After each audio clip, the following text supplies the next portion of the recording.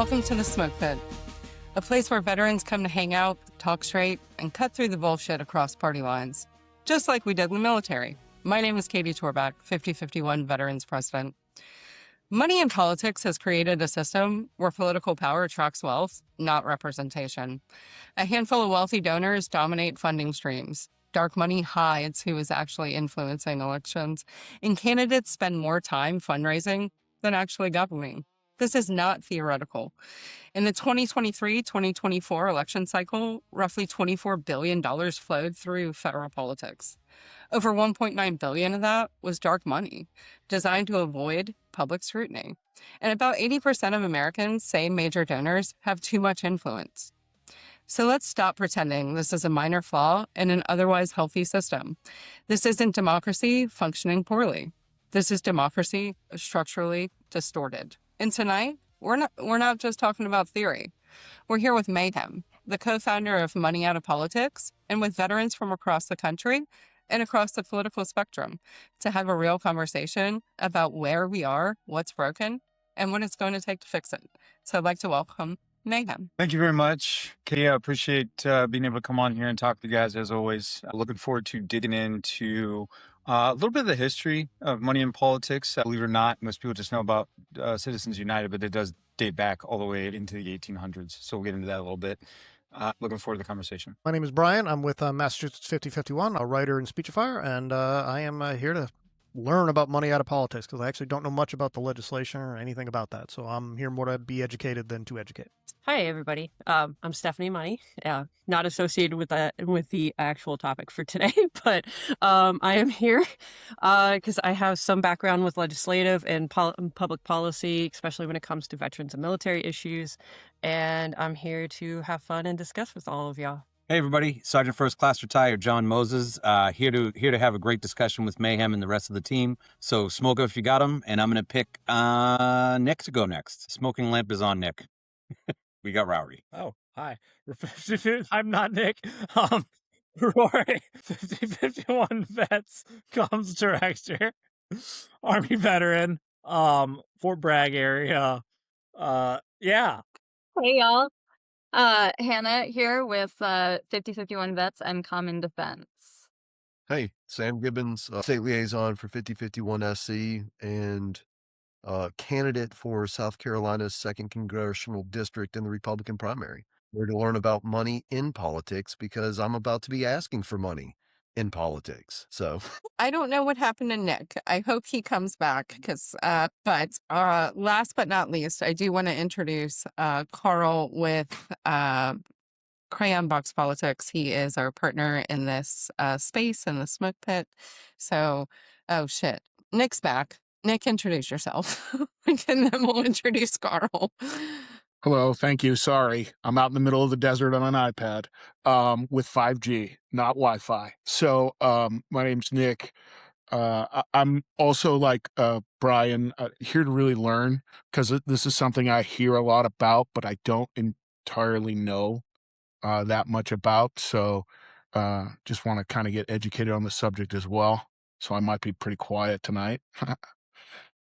Thank you. I am Carl. I'm the CEO of Cranbox Politics, as Katie said. I am here to learn about money in politics because I am the guy that rants and raves about how everything is a distraction because the voters are where the buck stops. But after doing some research, I discovered that money in politics is a problem. So looking forward to the discussion. Absolutely. I feel like this is one of the only ones we've all done research ahead of time so that we can come well versed in what we're about to talk about. And I would like to turn it over to Mayhem to give us a little bit of history lesson because he said it dates back all the way to the 1800s. So I do want to give him the floor to drop some knowledge. Yeah, so I'll try to be a little quick. Start first by saying, I'm a recovering Republican. Some of you may know, no offense, it's kind of a little bit of a joke, but I kind of ramped down. I got 14 deployments, right? So I ramped down from this and I start paying attention to what's going on around me. And, nobody's talking. Everybody's yelling at each other, right? You guys have probably heard me say it before. And I was actually in a political conversation and it was like, half and half, right? Half left, half right. And it was like, obviously, we're talking about like schmortion, right?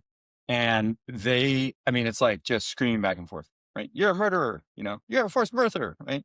The thing was, I kind of like interrupted and I was like, hey, okay, we know what you guys don't like. What do you think the policy should be? Let's talk about that. And would you know that everybody on the call had the same opinion? Literally. When they got down to brass tacks, they all thought somewhere between 20 and 26 weeks, and with the three major exceptions, right? Like life of mother, incest, rape. And so it said to me, we need a unifying message. So I started looking for one. I started looking for what is an issue that across our country we all agree on. That issue is money in politics. This polls 86% across the aisle. Okay. It's safe to run on for either side. It's a much more difficult thing to participate, right? So just a little bit of history, going back all the way to 1867, the Naval Appropriations Act, pun intended, you could call that the first real shot across the bow. But it prohibited, I'm here all week, guys, dad jokes for days. It prohibited federal officers from soliciting campaign funds from Navy Yard workers. Right? And that was the first time the government admitted that donations were kind of like just legalized extortion. Fast forward, right? So this is where, it's like we're starting to have a conversation. 1907, the Tillman Act, you guys have probably heard that. Following the Gilded Age, Teddy Roosevelt, he pushed through a ban he pushed the Tillman Act through to ban corporations from making direct contributions to federal candidates. Okay, that's an important distinction, and we'll get there. That's the foundational wall, really, that stood for about 100 years. And then in 1971, 74, you have the FECA and the FEC. After Watergate, Congress created the Federal Election Commission to set strict limits on how much an individual can give, which we still see those limits today. They wanted transparency. Right? Sunlight's the best disinfectant is kind of their train of thought there. Now, here's where it gets a little wonky. In 76, you have a case that's called Buckley v. Vallejo, and that's a big pivot. The Supreme Court ruled in this case that while you can limit contributions to a candidate, you cannot limit a candidate's spending of their own money. Okay? So by itself, right? We can say you can't give to this candidate, but we can't tell a candidate they can't spend their own money. And if you're thinking about, if you've heard the trope, money is speech, right? This is where it begins, Buckley v. Vallejo, okay? And then in 2002, you have what's kind of known as like the last stand, the last real decent effort to stop or put a limit to this stuff. And that was the McCain-Feingold, the BCRA. And that was a bipartisan attempt to ban soft money, right? Which is just unregulated donations to parties. And that was the last major attempt we had to put the genie back in the bottle before 2010, the one we all know about, Citizens United. Okay. So Citizens United, just for a little background, in 2008, a nonprofit called Citizens United, that's where the case name comes from, produced a documentary titled Hillary, the movie. And they wanted to air it on cable the night before the primaries, right, which is why it became a hot button issue. The Federal Election Commission blocked that. And they said it's electioneering communication, right, which would be a violation of federal law. Right, essentially a long-form political ad is what this documentary was being billed as. And it was funded by corporate money, which was illegal under McCain-Feingold. But here's what they did. The Supreme Court didn't just rule on whether the movie could be shown. They used the case to revisit the very nature of corporate speech. And this is the big distinction. In a 5-4 decision, they argued that corporations are an association of people. Therefore, they have First Amendment rights. Right. So now you've taken a corporation and you've given it the same rights that we as individuals have, because their argument is it's a collection of individuals. All right. And then they also say, and this is where unlimited and really kind of the birth of super PACs happens. Their second portion of this ruling says that independent expenditures don't corrupt. Right. Now, I won't get into the legal jargon of that. What they're saying is, as long as it's not from that candidate's campaign, right, then it can't be corrupting money. Right, because it's not being given directly to them, which sets it up for what happens with super PACs. Super PACs are then able to form, and it's considered independent money. So they can be running an ad, and they can be part of a broader strategy. There's these two major assumptions that the Supreme Court, they assumed that donations would be transparent and reported rapidly on the internet. That did not happen. And they assumed that there would not be coordination between these independent organizations and the campaigns. What you end up with is, and you guys have seen it. I mean, now I'm describing our current political landscape wherein you have a campaign, but they are absolutely coordinating with super PACs all over the country to run targeted ad campaigns in those areas. And so why that's dangerous from my perspective, we know that we live in the digital age, and some of you have heard me say it, and some of you probably saw the argument that kind of persisted after in one of the chats we have. I said, I want to see people in communities doing things that require both hands, right? And that was not to be ableist. That's simply to say, I want people off their fucking phones, right? Pardon my French, right? Get off your phone, right? Because when you think about it now, targeted ads all over the place, and they're trying to sway your opinion, and billions of dollars are being spent on this. And what are we glued to 24/7, right? You got a game, ad pops up. You're surfing the web, ad pops up. And those ads are tied to your digital identity, and they're targeting to influence you, to get you upset about things, to get you against things that may not even be true. Okay. This is what spending is doing. And so what you have, instead of a candidate being people facing, they are now donor facing, which is top-down government, which we are all against, right? Because we are of, by, and for the people, or at least we're supposed to be. So without going further along, that's kind of how Money in Politics, the organization, got started with myself and my co-founder. Many of you know her, Miss Haley. And that's kind of the brief history. I'll open it up for you guys' thoughts. John? Yeah, I'll go first. I feel like I'm a chatty guy. So first, ma'am, thanks for that great layout. I think that's really important information for us to all have. What really, and I'm going to ask you some questions. I think it's important. Previous to the Gilded Age, I think money's been a problem in politics long before we started regulating it, right? So, even previous to the Gilded Age, you'd look at things like the Mexican-American War, which was really like a land grab for slavery and slaveholding. Does your history go further back? What do you see the roots of this? Has this been an American problem for a long time or just recently? And I kind of know the answer, but I'm kind of setting you up for a longer answer here, because I believe, and I think a lot of us believe, that money's always been part of it. It's just much easier for people to find it now. So kind of historically, even going back further, are there other examples that you see that even might carry forward to this day? Boy, that's a loaded ass question there. I love it. All right. Well, let's get right to it. Yeah. Money has always existed. Influence has always existed, right? As long as power has been a thing, influence and the seeking of influence has been a thing.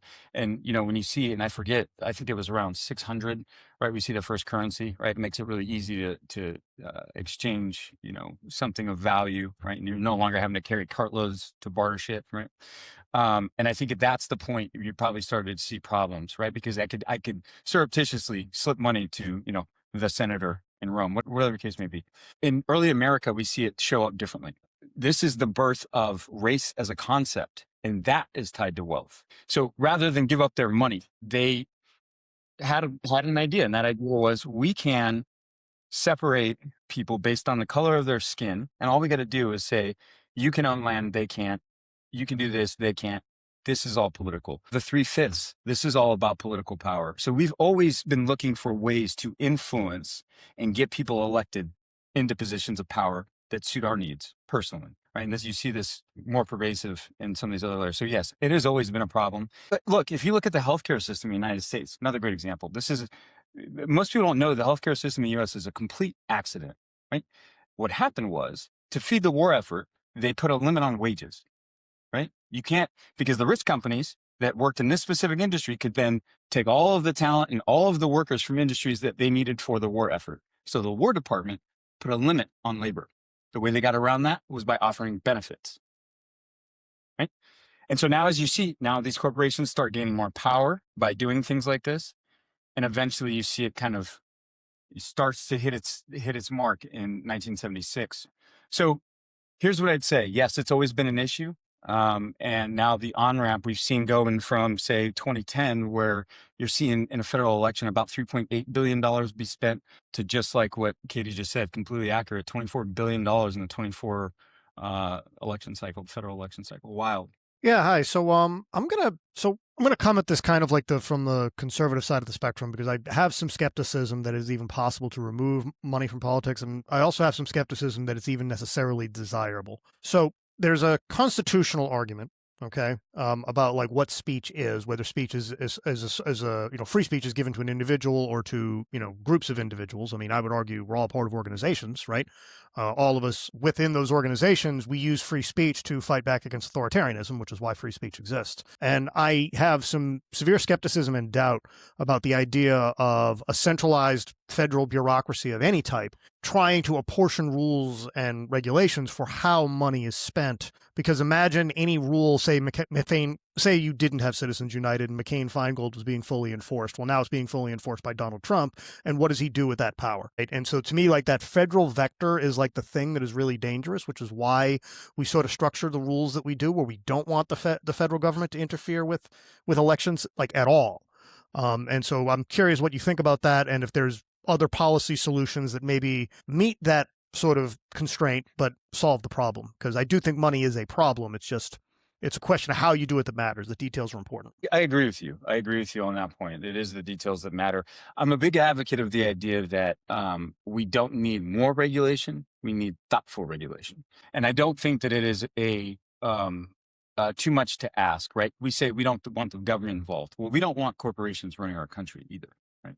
And the fact of the matter is that I don't think this ends up being a problem where we allow the government, right? And this is what you're describing right now, Brian, I think is a byproduct of the system that we have now, which is to say the government gets power and there's nothing we can really do that's reasonable to grab it back once they have it. It's now part of this giant bureaucracy that sucks and is slow moving and slow to react. I'm aware of those things. What I would say though, is the same way that we limit, right? And so first and foremost, I will tell you that I know you said I was smiling when you said you're skeptical that we can even get money out of politics, because that's under the assumption, and it's always kind of been held, that we need to overturn Citizens United or amend the Constitution. And getting to either one of those places, given the composition of the court and given our inability to agree as a country, right? So we need 38 states to ratify this thing to get it to the floor. Is it possible? Yeah. Is it possible before our democracy is destroyed by corporate money? That I think the jury's out on. And so what I would say is the path forward, and we'll get into this, but that's largely what we'll talk about this evening, is I don't believe that trying to get an Article 5 convention is a good idea. I don't think that we'll get a 38 state agreement on language. We've seen American Promise trying for a long time. We've seen, the day after Citizens United moved to amend formed, and that's run by a gentleman by the name of Greg, amazing human being if you know him. They've been focused on this, and we've got that amendment on the floor. It's got 67 signatures. I don't personally think that's the path anymore. And so what has happened is Harvard University, a guy by the name of Thomas More, who used to be a chief of staff at the Federal Election Commission, did some research and found a segue around this, and that is through corporate law, state-based corporate law. All corporations serve at the pleasure of the state, period. All articles of incorporation and all the terms thereof come from the state. And so what they're doing is they're saying, okay, we're targeting state law to say, you as a corporation, no corporation can spend on elections. And I don't see a problem with that. I think, and that's happening in Montana right now, right? So it's coming to the floor. And what Money in Politics is trying to do is replicate what they're doing there, working with organizations in local states. The next state of target for the Transparent Election Initiative is Oklahoma. So we're working with folks from Organizing Okies, and we've got to reconnect actually just in a minute, but Organizing Okies and some of those different folks that have a loud voice in a state that probably needs our help the most. And we're going to try it there. So we start with the transparency law, right? Everybody's about that. If you look at most of these Republican states, one of the things that they fear the most is foreign influence, specifically China buying land. If you look in like Texas, for example, right? And with these C4s and dark money, they don't know who's buying it. They don't know who's behind these donations, right? So it's not something that's difficult to sell in a Republican state, certainly not something that's difficult to sell in a Democratic state. Money out of politics is nonpartisan, or as we like to say, cross-partisan, because this is an issue that affects us all. One of the things that we say is there's a lot of fires going on in our country all over the place. We see them. We see them with ICE. We see them with food benefits. We see them with healthcare. We see them all over the place. But the arsonist is money in politics. Who's stopping us from universal healthcare? It's not the people. It's the billions of dollars being spent to tell us it'll never work, here. Who's cutting VA benefits? Not the veterans, right? It's people being duped into electing people that say they won't and then do. And so the way that I see this is we need thoughtful regulation. And to the point of, against federalism that you made, Brian, and I think that's really essentially the core of your argument, right? I think that, look, if you ask me, Obamacare or the Affordable Care Act would have been much more durable, right? Because he forced everybody to the table. It was really kind of an incredible thing what he did, what he managed to do, right, wrong, or indifferent. If he had put it on the states, said, here's your left limit, here's your right limit, right? Figure out what your state needs, fill this gap. Here's what you must do, here's what you cannot do. And then made every state come up with a system. And you see it in some cities, you see it in Massachusetts, you see it in Wisconsin. They have systems, healthcare systems there that the states would have chosen. Much more difficult to just get rid of with the stroke of a pen. Very much unlike the federal regulation, how easy that was to repeal. Now the states have buy-in. I see money in politics the same way. Maybe you want to incentivize folks by making it unlimited election spending a thing, right? But then when you have corporations deciding who's elected in that state and who's elected to represent that state. I think most likely what you see, because this is a benefit to politicians too. We spent 2 months last summer on the Hill meeting with senators and reps from Congress. They all had the same story. They all had different problems in their district, but they spend 80% of their time fundraising. This is something that we can nip in the ass if we get states to regulate this. Give them the right to regulate this. Let them, help them realize they have the right to regulate this through corporate law. Your thoughts? I like the idea of corporate law. Like me and you have talked about it offline at length, but I know that Steph had her hand up, so I was gonna let her. Yeah, Jesus, let her go. Steph. Hey, all right. So, one thing that I've really been getting into when reading into the money and politics and trying to get out of it is what I'm really hung up on is it seems like every politician comes from money. Every single politician comes from money, and you rarely get someone that comes from the bottom, not the bottom of the barrel, I mean, but regular person, a regular citizen, somebody that has actually gone through some crap and lived through it and know what everybody else is going through. One of the reasons why I see that that's not happening is because of the fundraising. They're not able to have the access. They're not able to run with their own money. Yeah, Katie just posted 2% of Congress is from the common class. Yeah. And what's crazy is that for fundraising, one of the statistics I found was that candidates with the most money usually win, with nearly 94% of the top funded House candidates and 82% of the Senate candidates winning in 2022. And then 2024, only 100 billionaire families accounted for one of every $6 spent in federal elections, total of $2.6 billion. Now, is there regulations that could possibly be adopted to help with that type of aspect? Yeah, no, and I think so I think what we're talking about is closing the loop. The way that billionaires are able to do that right now is through super PACs, right? And we would effectively shut that down. Billionaires are not, so maybe this is important for everybody to understand. Super PACs are 501c4s, right? Money Out of Politics is a 501c4 also, okay? 501c4s, donations to them are not tax deductible. Those greedy little turds are not going to be given $100 million of their taxable income over to a campaign. It's not going to happen. And so what they do is they filter that money through foundations and through, B4s and all these things to funnel them into super PACs, right? They use offshore account. I mean, there's all kinds of stuff. So I think the way to cut that down is individual limits. Doesn't matter how much money you have. This is how much you're allowed to spend. And I think what that does is it brings the politician, it makes them voter facing again, right? Because I have to go in here and have a big, let you take me out to a nice steak dinner at the nicest place in Houston, right? To get me to write you a check or write your campaign a check or write a super PAC a check that'll support you, right? Instead, I need as many people's support as I can get, and I owe them an explanation. I've got to look them in the face because let's just say for easy math, everybody gets $25. I need a $25 voucher from as many people as I can get so that I can get my message out. Right now, what you have is, like you say, a bunch of elitists, and it's always been that way, by the way. And part of that, it's a I think, phenomenon, a societal phenomenon, if you will, where we tend to think a lot more of people who have money. We do, right? We find them more attractive. We think they're smarter, right? This is something that subconsciously people in this country do. And so Like you're not going to, if somebody's just went bankrupt, do you want to run in your town? Well, of course not. Right. So it signals to us that they're somewhat responsible if we see them as successful. I think that's part of it too. Yeah. But I think Although our president has been bankrupt 6 times. So, I mean, I'm just saying that's probably not a great example. Yeah. Well, But, he is a personality, TV personality, so that works. But is there any movement at all on government funded campaign base? As in, there's a lot of countries out there that actually they would provide the campaign funding, the airtime, and things like that. So then that way you're not actually trying to fundraise or going after for those, steak dinners.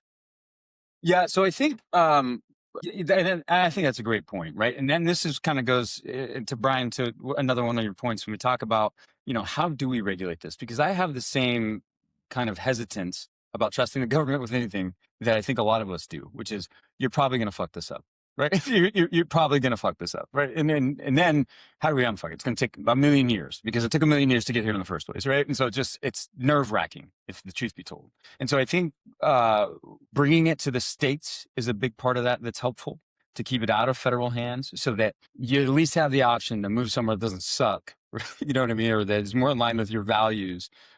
Whereas I think if it's managed at the federal level, in terms of getting, more airtime, I think one of the things that you see, like in Europe, for example, when you get to a certain point in national elections, they get mandated airtime to speak to the people in long form. And I think that's extremely important. I also think that it's been interesting, and I'm curious to know your guys' opinion on this. When we talk about election spending, one of the things that we saw in the 2024 election was the impact of digital media, right? So podcasts, right? You have President Trump going on with Joe Rogan. You have Kamala Harris going on several different podcasts. You had Bernie Sanders going on with Joe Rogan. That's the first time I had the opportunity to hear Bernie Sanders in long form, right? And so that was the case for a lot of people. So a lot of these folks that previously all you see is 30 seconds, right? I've never heard of this guy, and now he's on a national stage because he's from New Mexico and I'm from New Hampshire, right? Who is this person? You get them for 30-second sound bites, maybe a debate or two, and then they're the fucking president. Not ideal. Not ideal, right? And so I do think that we need a way to get people on the national stage. I don't know how we get there. I'd be interested to know your guys' thoughts on how do we, because we can't give all, 25 candidates equal airtime across the top, right? But there's got to be a way to figure out, okay, who's leading and where, regionally or whatever, to get them that mandated airtime. And yeah, you do see some movement within cities on election, government funded election, right? So city funded elections. You do see now we're starting to see in several different cities and even in a couple states now, like Alaska, you have ranked choice voting, right? Which I think is fantastic. Alaska, like their elected official pissed off the Alaskans, and she lost on a write-in. You know what I'm saying? Like that, you should be able to do that. We don't like you anymore, and we don't like our options. This is who we want, and the voters chose that in Alaska. So, yeah. So, I mean, I love the fact that we've already touched on essentially having like a public fund to essentially fund some of these elections. And I think that again, if we want to talk about this whole idea of merit based. Well, if you can achieve the merit of being able to be on the ballot, why then should money be the decision on how much airtime or how much influence you can kind of then receive, right? I'm just saying, money doesn't necessarily equal merit to me. The other thing, because whenever I was going through the Citadel and I was doing, my political science degree, I really learned early on that domestic politics is ass and I hate it. Like it is a dumpster fire of shit, and I wanted to avoid it so hard in my life. And yet here I am, a state liaison for 5051 SC for a year. And, I used to be vice chairman of communications for the Reform Party, which, by the way, my brothers over there at the Reform Party would love to speak with you, I am sure. But now here I am running as a Republican, in part because I think that the voice in this conversation is missing on that side. And I do think that it is reasonable to assume that because a lot of us are prior Republicans in here, that there is a want for this conversation to occur. And so it just has to happen. So back to this idea of things that I don't like about elections. Money in politics is definitely one, and that could be resolved by, essentially funding elections via the government in some capacity. But the other thing that a lot of these developed countries do is they limit the campaign time, because I remember distinctly during COVID, and I met the man and he was nice. However, every time I pulled up YouTube, Jamie Harrison would come up on the screen and I wanted to just destroy everything. I could not watch a YouTube video without seeing Jamie Harrison, and it was pervasive for months. And so like there's ideas like that. And I think, that's an avenue that maybe we could go that would at least help in some capacity to just shorten the amount of time that we are inundating the American people with this propaganda-esque content. Again, the money in politics is a big thing. The fact that our politicians are, donor facing rather than people facing is a thing. But like, man, what would happen if we just stopped capping the size of the House? If they had to figure out money for another 400 congressional reps, how would that impact the system, right? Because again, there's a lot of fires, right? And I think one of the reasons that money becomes such a big deal is you have like one rep per about 800,000 people, right? Whereas it used to be about one rep per 200,000 people, right? So if again, that rep acts as that liaison between the national level to the local level, right? The federal to the local, but that money is it's interfering with that, right? So if you increase the amount of reps, does that help kind of alleviate the problem, or is that beyond your scope? There's a whole bunch of shit I threw at you. I apologize. No, you're good. I think that's a good question. So I'm of the opinion, while I do understand what you're saying, I'm of the opinion that when it was one rep per 200,000 people, it's much harder to get messages out. I think that we achieve this by simply limiting spending. The only way to get them to turn toward the people is to make it not worth it to turn toward one person or 10 people, right? You got to turn toward the masses. And the only way to do that is to incentivize them by saying that their voice carries the exact amount of monetary weight as his voice or that corporation's voice or her voice, right? That's the only way to do it. And I think when you see that, you stop getting inundated, because nobody's going to have billions of dollars to pump into ads so that it gets shoved in your face, right? People have a few minutes with you, and then you've got a few minutes with them, let's say, as a candidate. You've got a few minutes with those people. You need to talk about what you've done, how you've, made the promises and then kept them. And then you say what you're going to do, and then lean on your track record. And you got 30 minutes to do that, right? To draw people to your side. And you damn well better perform, because you're going to be in front of those same people asking them to believe the same thing. Right now, we get nothing but excuses. Well, you got to understand, blah, blah, blah, blah, blah. We don't understand fucking anything, because you're sitting up here talking to donors instead of the American people. Because you consistently tell us you're going to do something, and then you turn around and you do something else for somebody that wrote you a big check, right? The only way to stop that is to stop those big checks coming in. That's my position on it. Yeah, just to kind of follow up, right? Like I'm going to try as best I can, because I don't want to spend a lot of money in this short kind of primary campaign. I've got 60-ish days left. I just put my donation thing on like a 7-day time scale, because I want to have time to go through the donations that are coming in and potentially reject things that I disagree with, right? And I understand that it's self-limiting, but like, is that not what, we are to do as veterans and leaders within a movement? Then kind of, just hamstring ourselves and say like, hey, that like it is impossible to do this legitimately without a level of support and legislation. And you're going to have to make this decision. Are we going to be right, or are we going to continue to let the insanity rule? And so like, just understand that like, from a candidate's point of view, I'm going to try as best I can navigating the chaos that is campaign finance, to avoid corporate donations, to avoid out-of-state donations, to tell the PACs and super PACs to pound sand, and just try to focus on local stuff as much as I can. But hell, man, even that I find to be somewhat problematic, because, we're about to be in the middle of uncertain economic times, and I'm asking people for money that makes a difference, so it's like, it's not easy. It's not easy. So you're bringing up a conversation I've had the world over with candidates in your exact position. First of all, money out politics, like I said, it's cross-partisan. There's no judgment here. I completely understand the landscape right now. I understand that it is damn near impossible to compete with the money that's out there.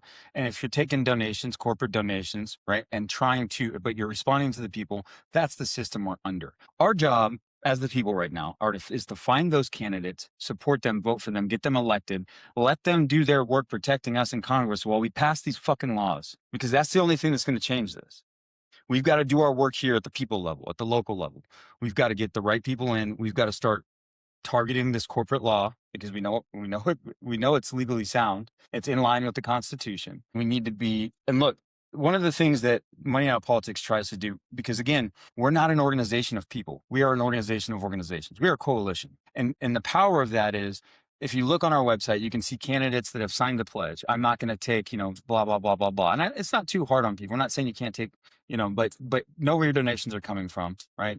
Don't accept dark money is huge, right? Because you have no idea where that's coming from. But beyond that, do what you got to do to get in there and make a difference and actually represent the people. And then we, the people, our responsibility is to get in here and get these signatures and get these laws passed so that there's transparency and so that corporations can't just pump $25 billion into an election and steal our voice. Right. And I think that, it's incumbent upon us, if we're doing this at the local level, then it should come from the bottom up. And I think, Brian, that addresses something that I keep coming back to you, Brian, because I share the same concern. It lives right here where I'm like, oh God, if we let the government do anything, right, it has to come from the people. And I think that state by state, that's where you have success with it. And I agree, like it's education of voters, right? And education of like people looking into. I do want to give a specific shout out to somebody running in my area, right? She looked into a donation and it was made to her campaign from someone that works for Palantir. And her husband is active duty and she's a milspouse. And she found out that he now works for Palantir and returned the funding. And so she was open about that and like put it on her social media. And it's just, that information matters, especially right now. Right, is like we're all shaking our head yes when I was like, yeah, Palantir was trying to give her money, like not Palantir the company, but somebody that works there. And so like knowing what we know about Palantir and upholding the same morals, but finding out and digging into the candidates running in your district and who they're accepting funding from is like spending that time to say like, hey, yeah, you can say you don't accept PAC money or corporate funding, but someone in the same race accepted corporate PAC money. And it's just like, well, okay. Brian. I'm going to ask a bit of a loaded question here, a little bit of a trick question. Everyone here at various levels is engaged essentially in resistance politics. Okay? And we're resisting the kind of current incarnation of, the Trump Republican Party. Do you think it's fair to say that Fox News is a institution that is essentially wholly beholden to the Republican Party? Would that be like a fair observation to make? Everybody? Okay. It's a $1 billion a year it's a corporation that makes billions of dollars a year.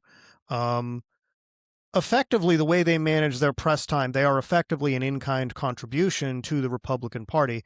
So when we're talking about money out of politics, I mean, are we going to ban corporations that do things like media and communications from doing media and communications on the part of a political entity? And then are we going to say, well, no, actually, you can't do that anymore? And then we have a situation of the government regulating the speech of an institution whose entire job is communications.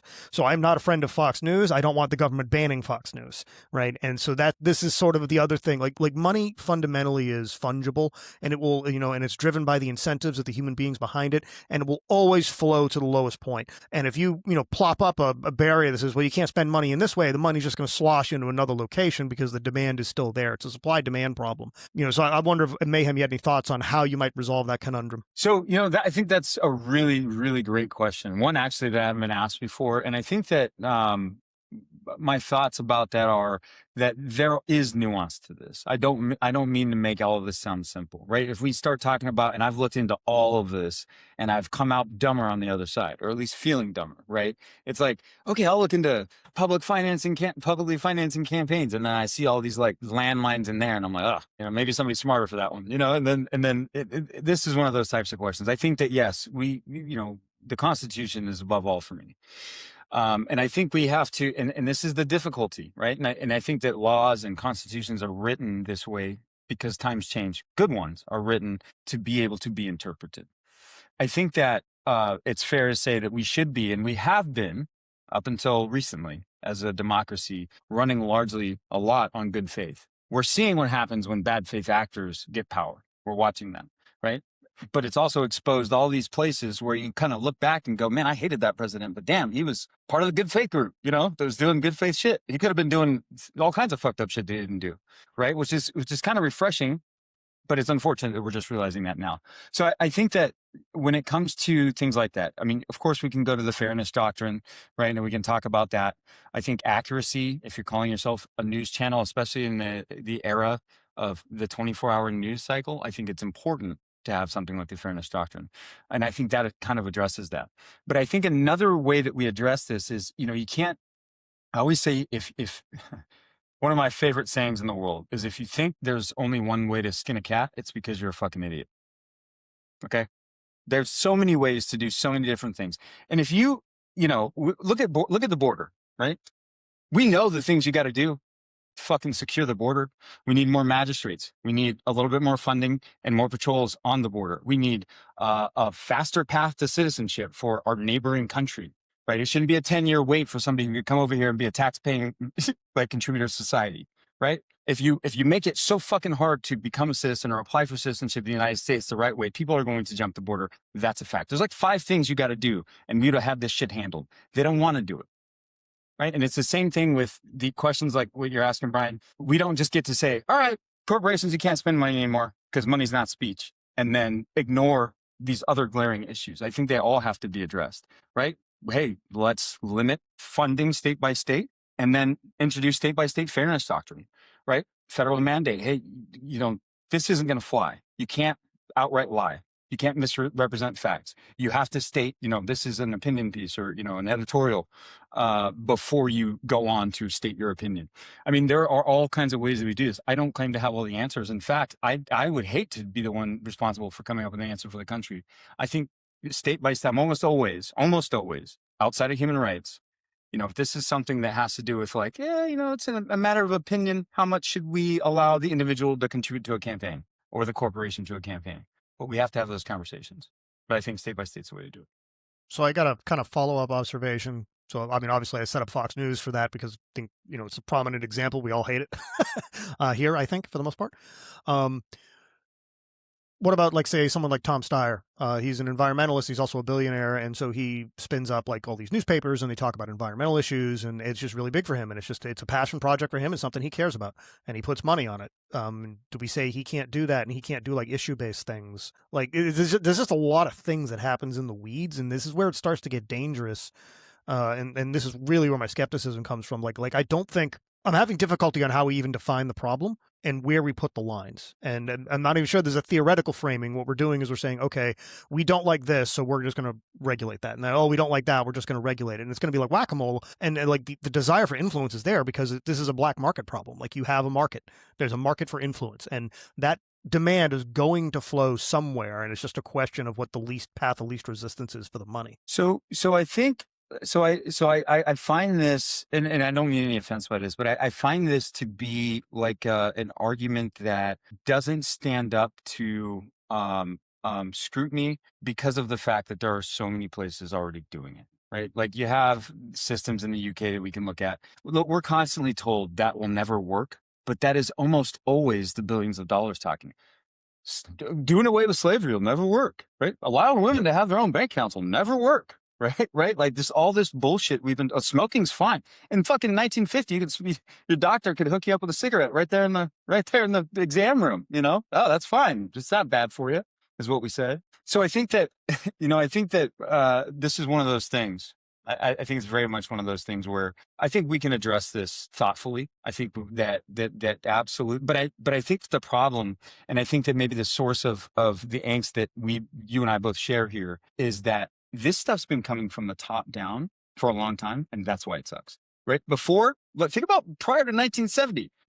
People talk about that being a time when America was great. I get that it was prior to the civil rights movement, but what they're talking about is economic freedom, the ability to be a fucking waitress and pay for your own apartment and put yourself through school and have a pretty good life, right? That's why they called that time. That was when things were happening from the bottom up. Companies were still beholden to the people that they employed. As soon as they got enough political power, all that stopped. Now what's the new hotness? Companies want to see that you have diversity and you hop companies every couple of years, right? So it's changed the landscape, I think, tremendously. And I think that we can thoughtfully address all of these issues as long as they're coming from the people, right? Because we're gonna see this stuff. You sit in a room with, half the room is smart people, half the room dumb people. You're going to come out usually on the other side where, the smart people are kind of seeing, I got a point there. And the dumb people are like, yeah, I see how that wouldn't have worked. We come up with solutions. We're able to do this, right? It's just the government talking when we say that we can, in my opinion. So, ma'am, my thing is that, despite the fact that we have, despite the fact that there is a clear problem with money in politics, right? There's clearly an issue that exists in the fact that money has an impact on how much airtime a candidate gets when they're running for office. It has an impact on how much visibility that they have with the people, right?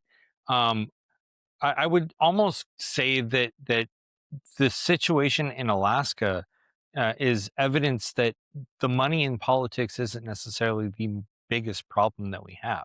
And again, because you and I have had this conversation on multiple occasions, I legitimately think that it's a lazy voter.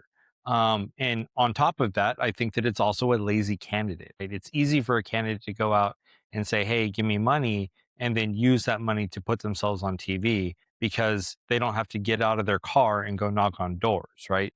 So, at what point do we say, you know what, we're not the victims of big money as much as we are the victims of our own laziness and the tendency to lean more towards comfort rather than attempt to actually go out of our way and make a difference? Yeah, so I don't characterize it as laziness, right? I do characterize it as apathy, and only in the sense of the fact, not that they're apathetic about the state of the country or where it's headed, but they don't believe that their vote matters anymore. And I think that largely they're right. Right. The individual vote, and I'm talking specifically about national elections, and this varies so greatly. And of course, there's a lot of local elections where things are going swimmingly. Places in like Maine where they have ranked choice voting, right? And we see it in several cities. But I think it's apathy. People are starting to realize they're being drowned out, right? And I think that you can trace this back to this really kind of changed around like the 0809, right, time frame.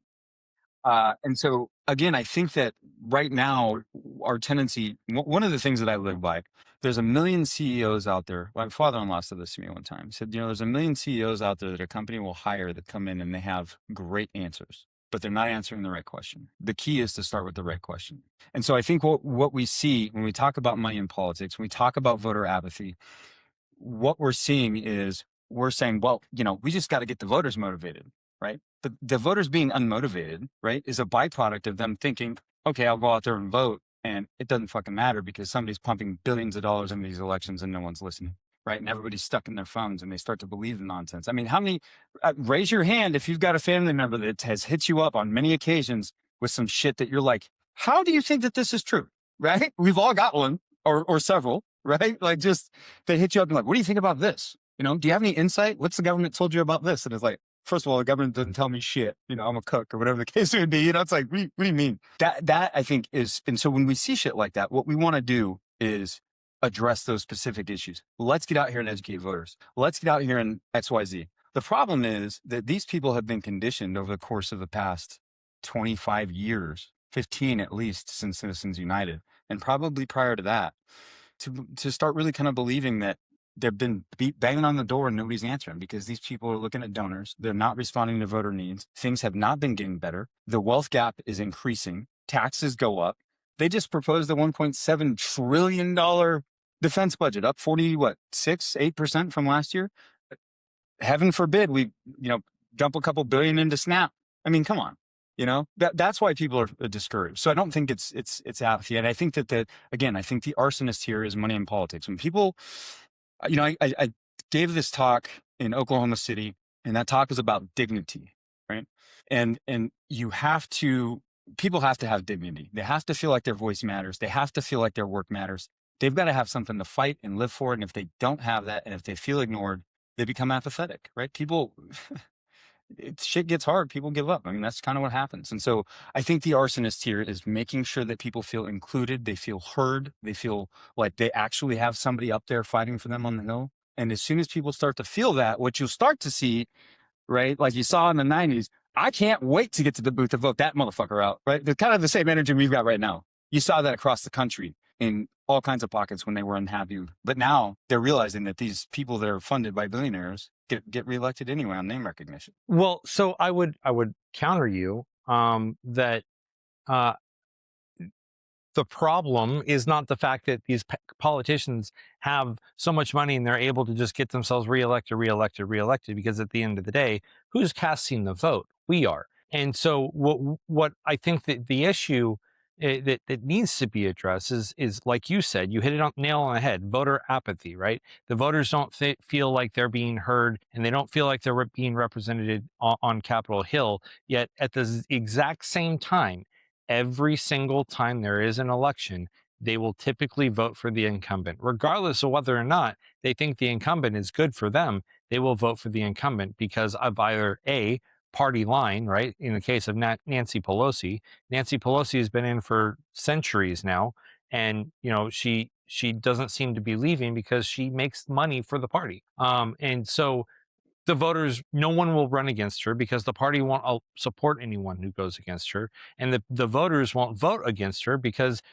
like you said, name recognition. But if the voters understood the way that she was voting, if the voters understood the things that she was doing on Capitol Hill, if the voters understood the way that she was representing them, I feel like that would be more significant in impact on whether or not the voters would continue to vote her in than taking money and donations out of the political sphere, if that makes sense. Yeah. So I think one of the things that leads to kind of what you're talking about, right, is it's generational, right? So, there was a time in this country where it's like, yeah, that guy's a quack. We're not voting for him. And then they vote the next person in. And that was how it worked. And it worked fine. And nobody took advantage of the system in a big way. And you have Watergate, you have these little scandals, but they weren't like stealing from the American people, right?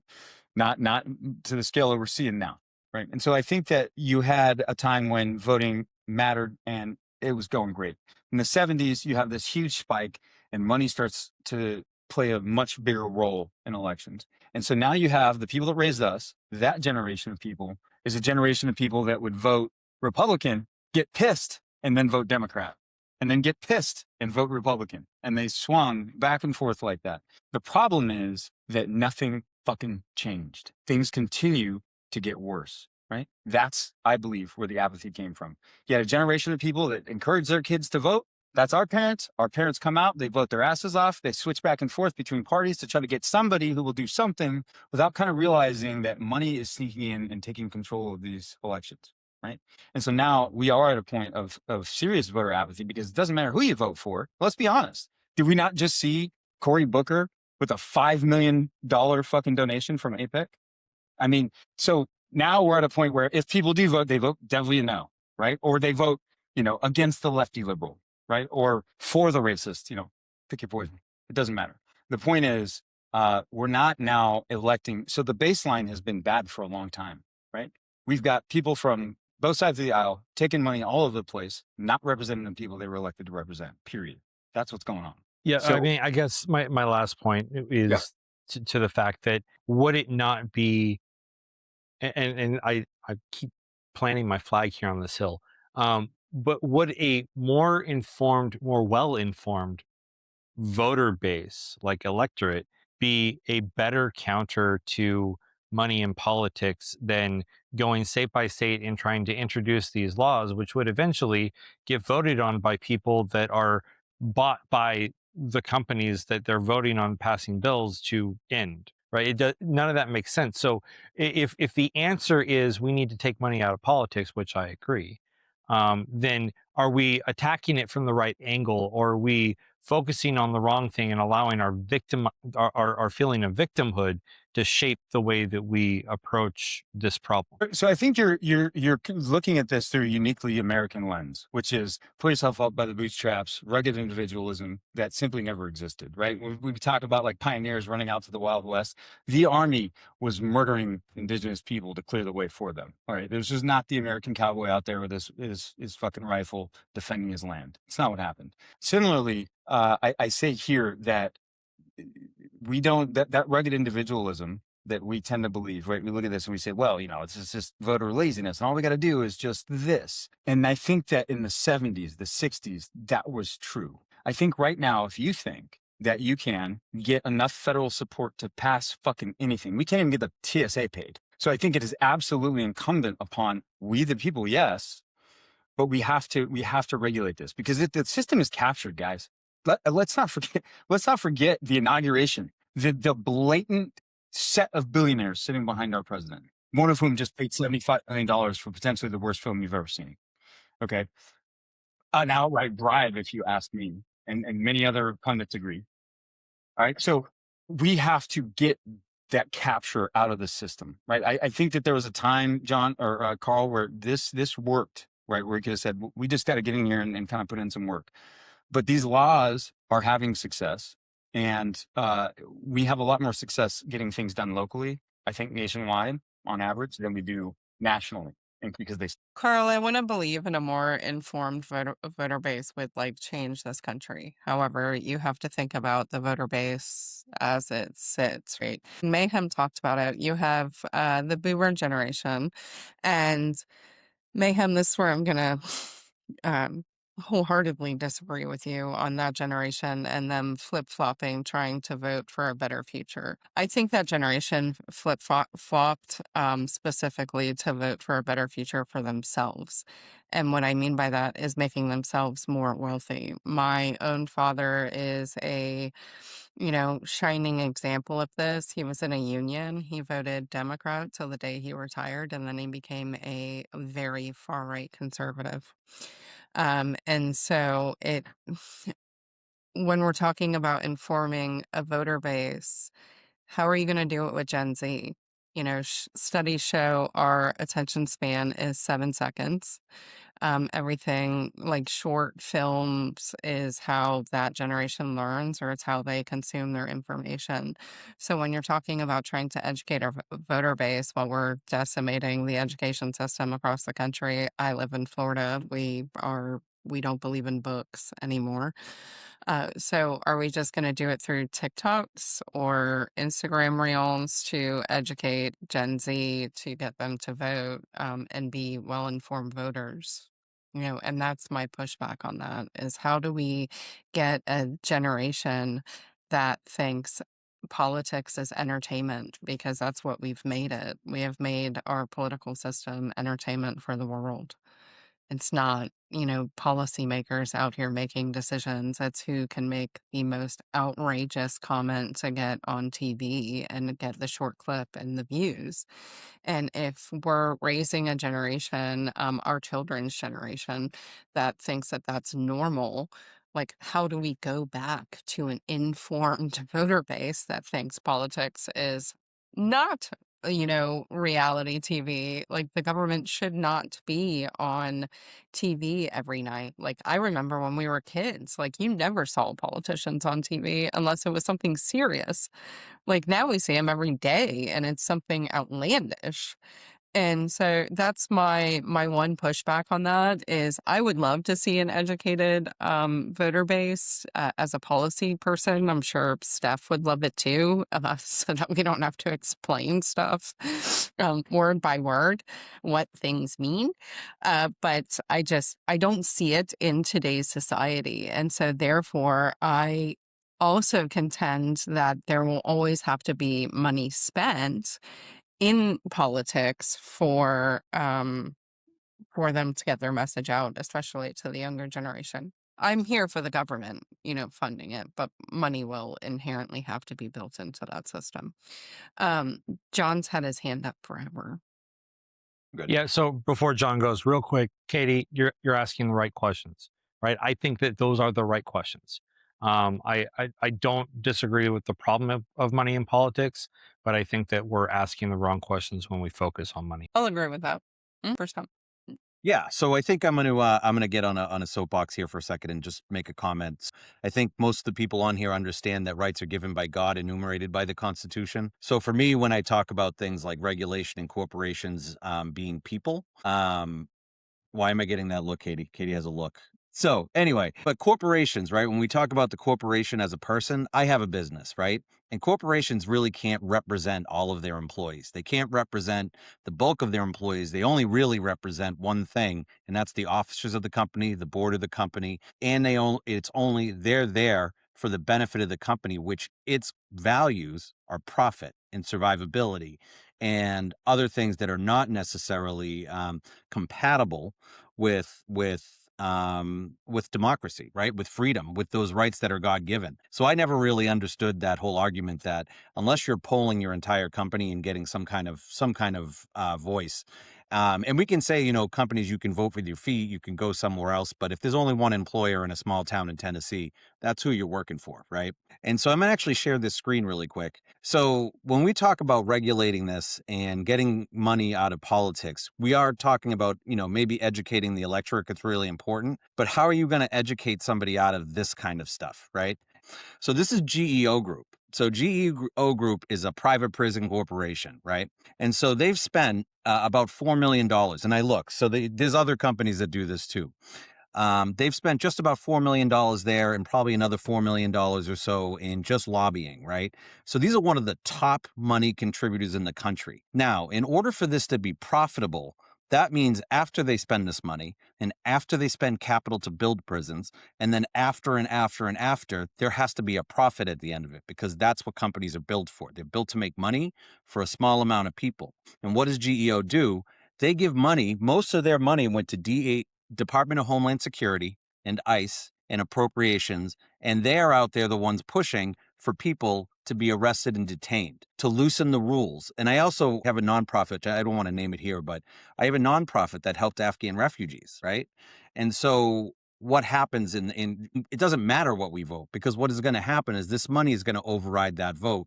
And it's essentially going to say, all these rules that we have about rounding people up, we're just going to get rid of them and we're going to change them and we're going to manipulate them because GEO Group needs to make a profit. And so what this is doing is smothering the light of freedom in our country, right?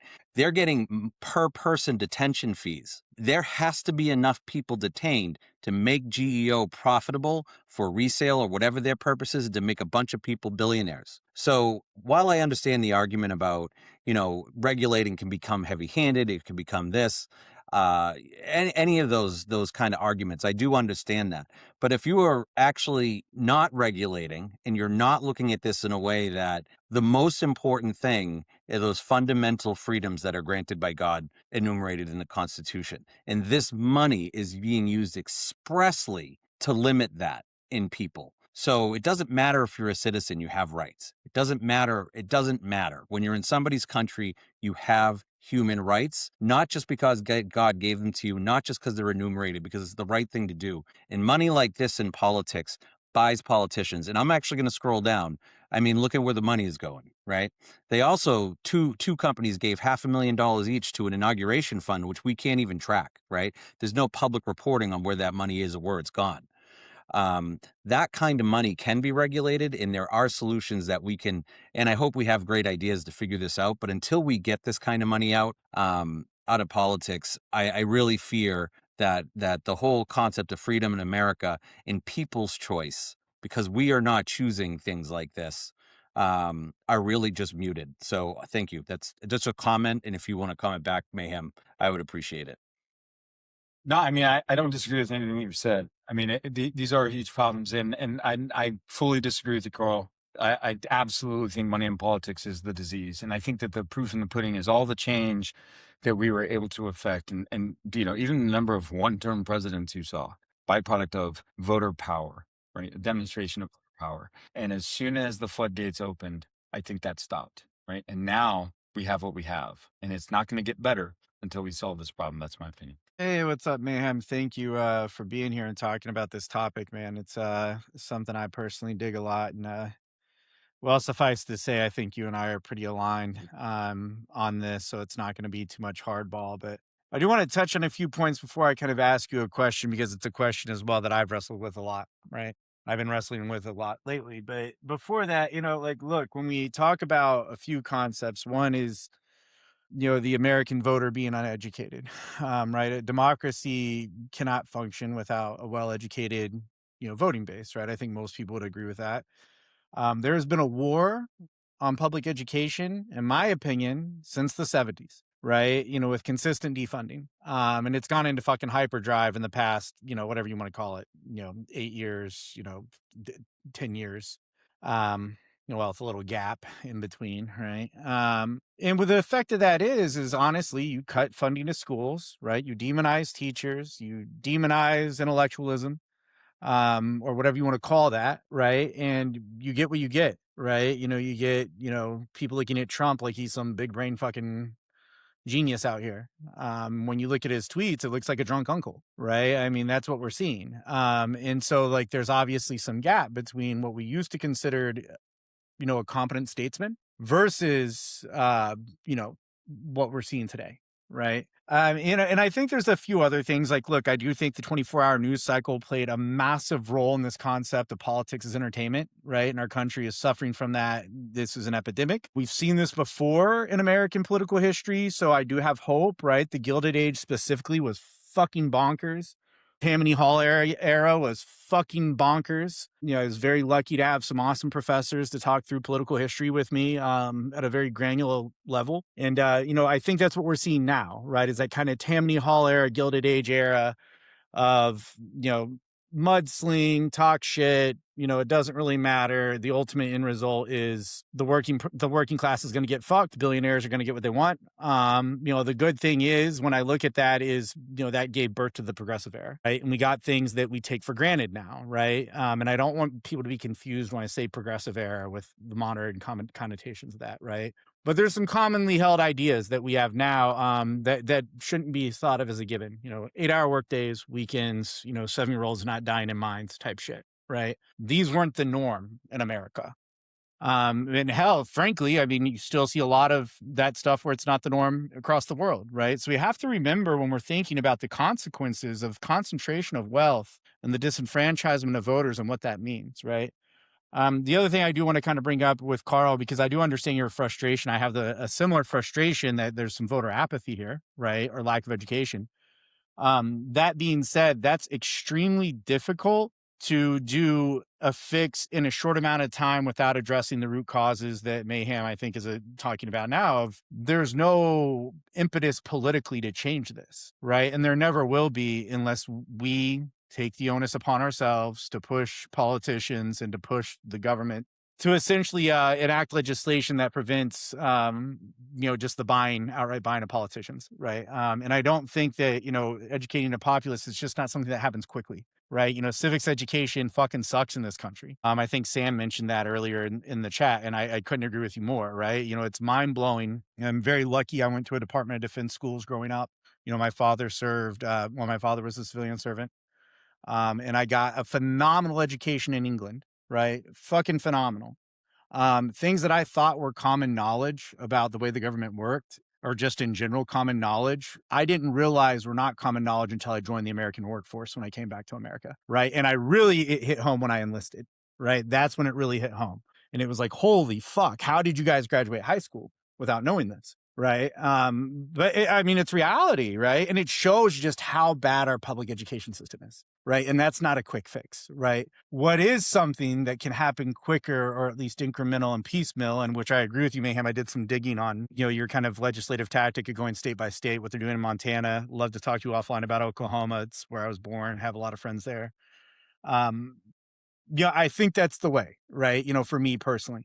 That being said, and this is where my question comes in, and this is something I've been fucking grappling with a lot. I think I've talked to Katie about this a little bit, but there's like, 10 or so issues that like the vast amount of Americans agree with, right? And, you know, when we talk about money in politics specifically, it's something ridiculous. Like 70 to 80% of Americans, regardless of party line, party affiliation, agree to some degree that we should get money out of politics. Yeah, 80%, which is fucking bonkers, right? When you think about that, 80% of Americans agree on anything, fucking anything whatsoever. Right. And 80% of Americans agree on this. Right. Why is it so difficult then to make this a reality? Right. We've been dealing with Citizens United now since what, like, 15 years about, close enough if my math is right. Why are we still here, man? Why are we still dealing with this? Yeah. Great question. This is the very same question. I was like reading a quote from Ruth Bader Ginsburg that said, her dying wish, right? She straight up said, we got Citizens United wrong. And her dying wish was to see it overturned, right? That spoke volumes to me because agree or disagree, that woman had a brilliant legal mind, right? And so that was kind of my starting place. I'm going, okay, let me look into this thing. And when I looked into it, the first thought I had was, why is nobody doing anything about this? This is absolutely and utterly insane, right?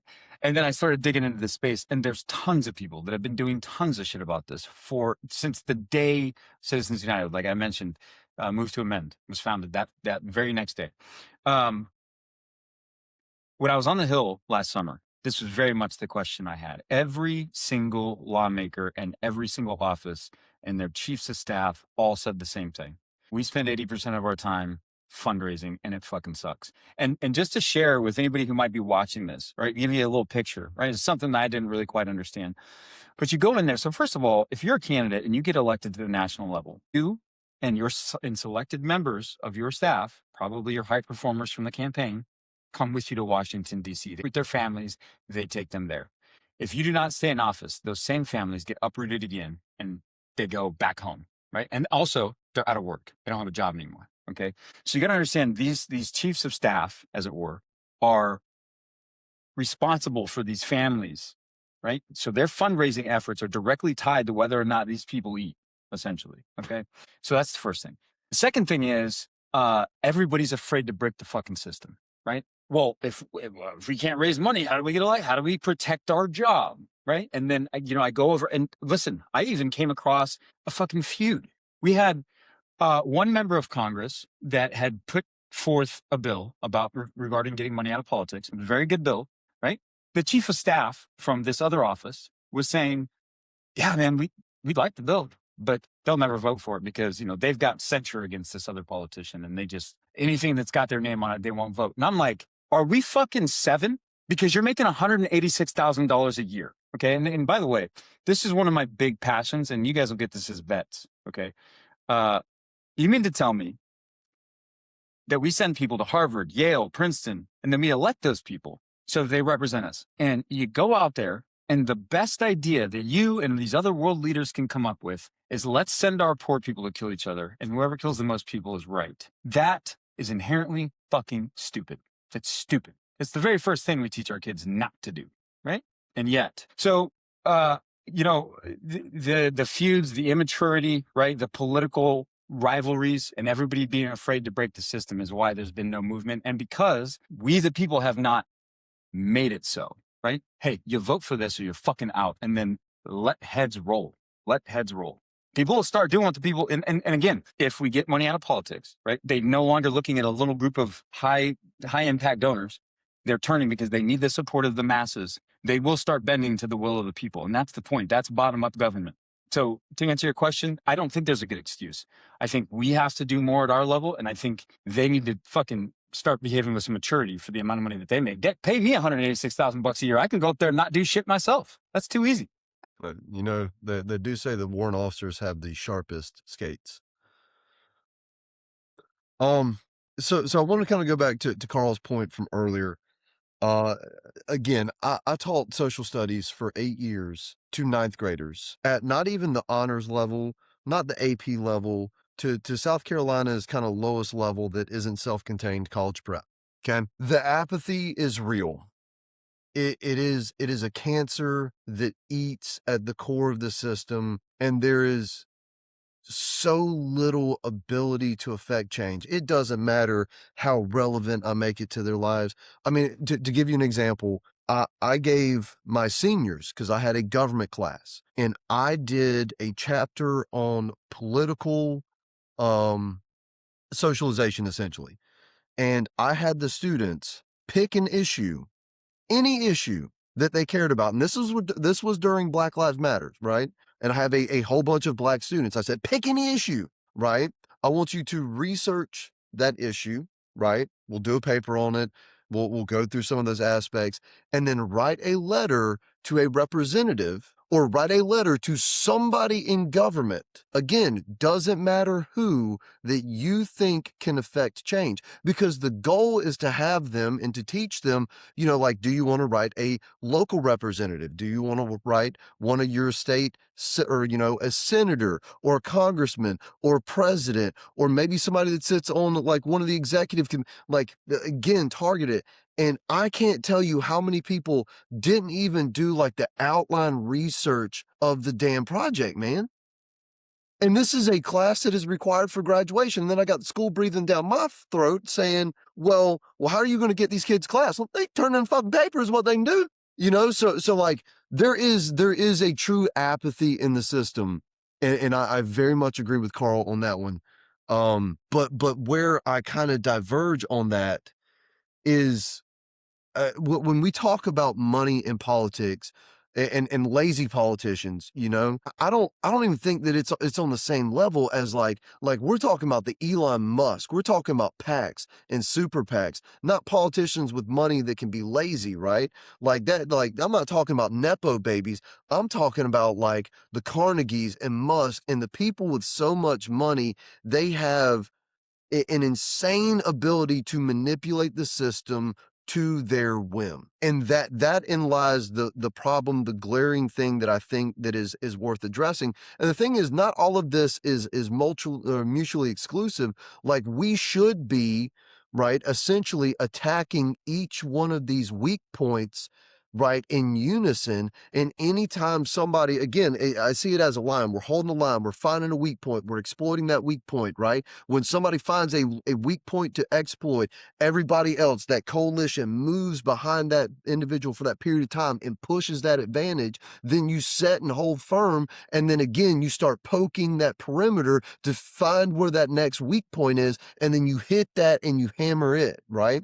And so you can address the apathy in politics when you get a strategic win. It doesn't have to be, hell, not even strategic. It could just be tactical, right? Like this is guerrilla warfare of the people to the entrenched oligarchy above us. We have to find the exploits. We have to be able to move that needle with the people. And again, it goes with targeting money in politics. Everything else is going to start falling into place. But when we look at the oligarchy at its core, I agree with you, Mayhem. The arsonist in the room is the money in politics, because they get to be the gatekeepers, right? They get to be the gatekeepers to what the public sees. Yeah. I mean, again, are people easily discouraged? Yeah. Is it laziness, or is this just a survival mechanism? Right? Because as much as we kind of sit here and care about it, we can all probably agree that this shit is killing us, right? Like, how many of y'all were exhausted after the ordeal of last night? How many families were exhausted after the ordeal of last night, right? Again, it is April. It is the month of the military child, and we're playing fucking Trump roulette as to whether or not we're going to go commit a genocide. I just, I don't know how much we would be here if it was not for the influence that was bought into his campaign by Elon Musk and others. And so, like, I can't even win the battles on the student side because there is so much made for TV bullshit that comes down the pipe. I guess one of the things I can say is we talk about red pills, blue pills, black pills. How about you get some fucking diet and exercise, right? Like, how about you go exercise some constitutional rights and get the fuck up off the social media, Like, we need a detox But I think part of that comes from that money and politics aspect, the corporate aspect that, you know, we need to target and address, because you're right, that is where the stream of shit often spills from. That is the pollution to the waterway. And in order to create a soil that is nutrient rich to grow a fruitful democracy from, we must deal with the pollution that is money and influence from people that have concentrated wealth through relatively dubious means. So, I got a devil's advocate question. um, and I haven't heard it raised. I might have missed it when I had to step out, but would basically removing corporate funding from campaigns, but also adding more regulation and more, I guess, visibility on the campaign fundraising, will that make it harder on politicians to actually do fundraising in the first place? Will that make their job harder for the fundraising? Is that something that you've heard in any arguments in No, that I debate? think I would think that it would be, but again, I think it levels the playing field. And again, those conversations that I had with him on the Hill, they hate it. I mean, they're just on the phone. They've getting calls, right? So you understand too, you've got an office in DC and a staff there. You've also got an office and staff in district, right? And so you've got people calling into your office, and you're spending 80% of your staff time raising money, both in state and at the federal level.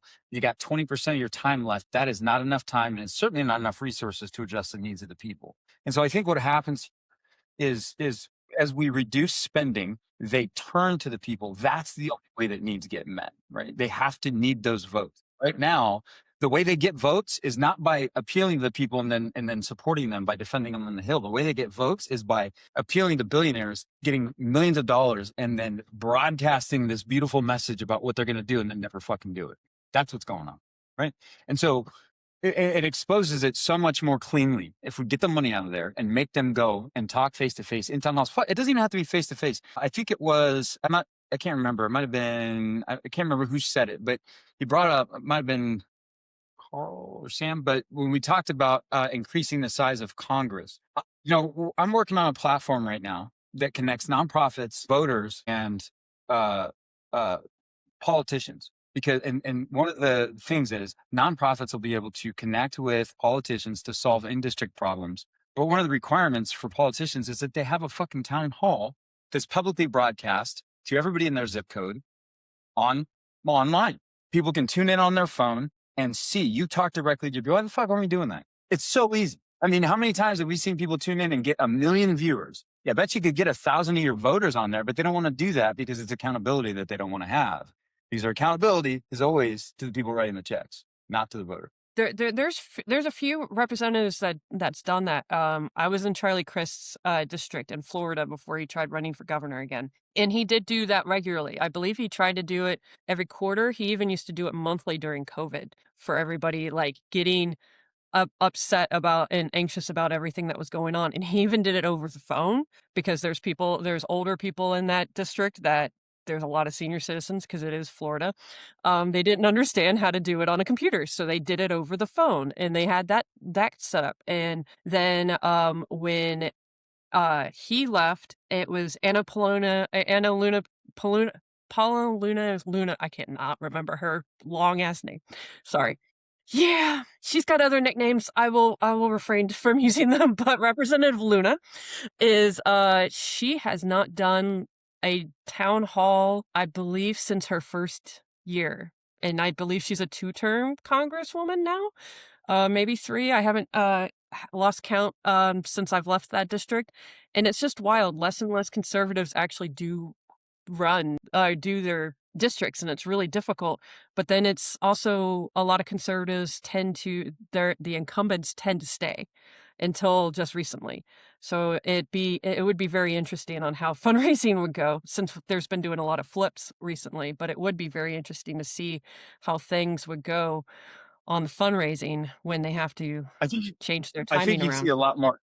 I think you'd see a lot more in-person stuff, right? I think you'd see your politicians not on the Hill, but out in your city a lot more, right? They'd be needing those votes. I'm standing firm on the the fact that I personally believe that the informed or the lack of informed voter base that we have, an uninformed electorate, is the disease, and money in politics is a symptom. I mean, you said it yourself, right?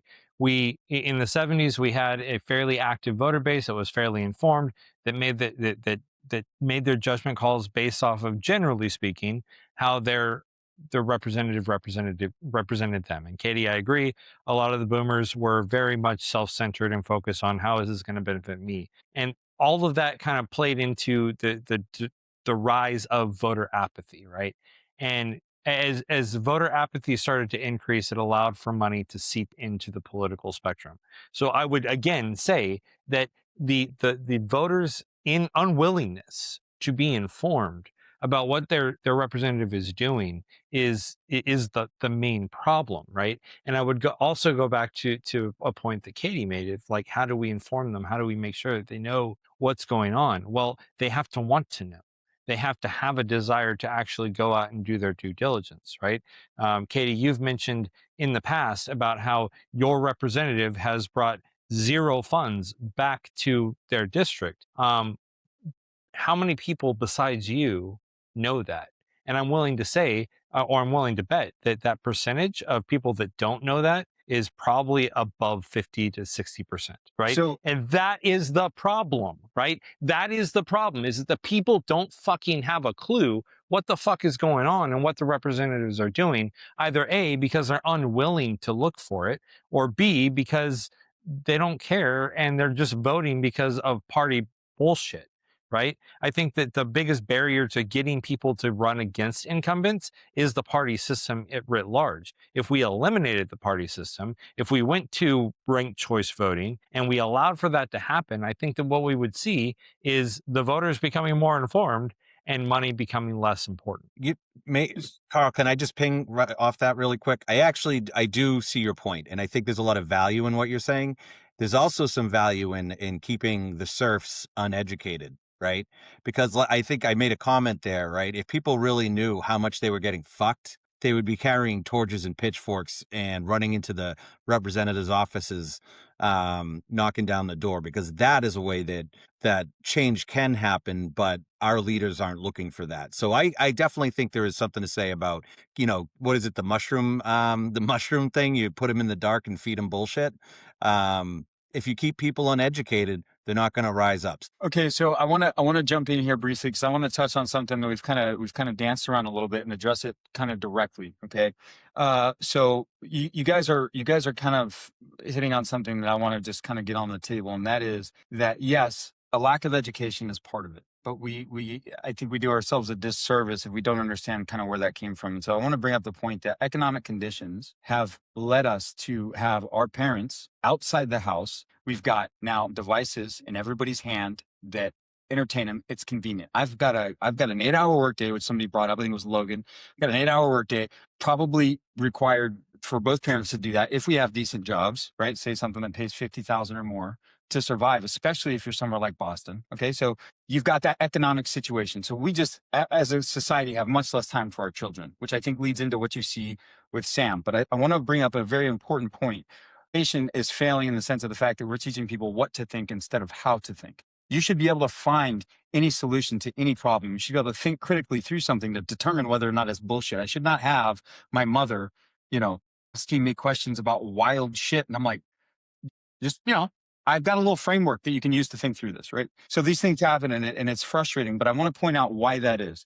And I think it starts with the advent of the 24-hour news cycle. So there's a book out there. It's called Stolen Focus. And you guys have touched on it. I know Sam did when he was talking about not even being able to get students engaged. You talked about how do we get the attention of Gen Z, right? And so Stolen Focus really goes in depth. And the way that they measure this, Google has a repository of like everything ever written, digitally, right, stored.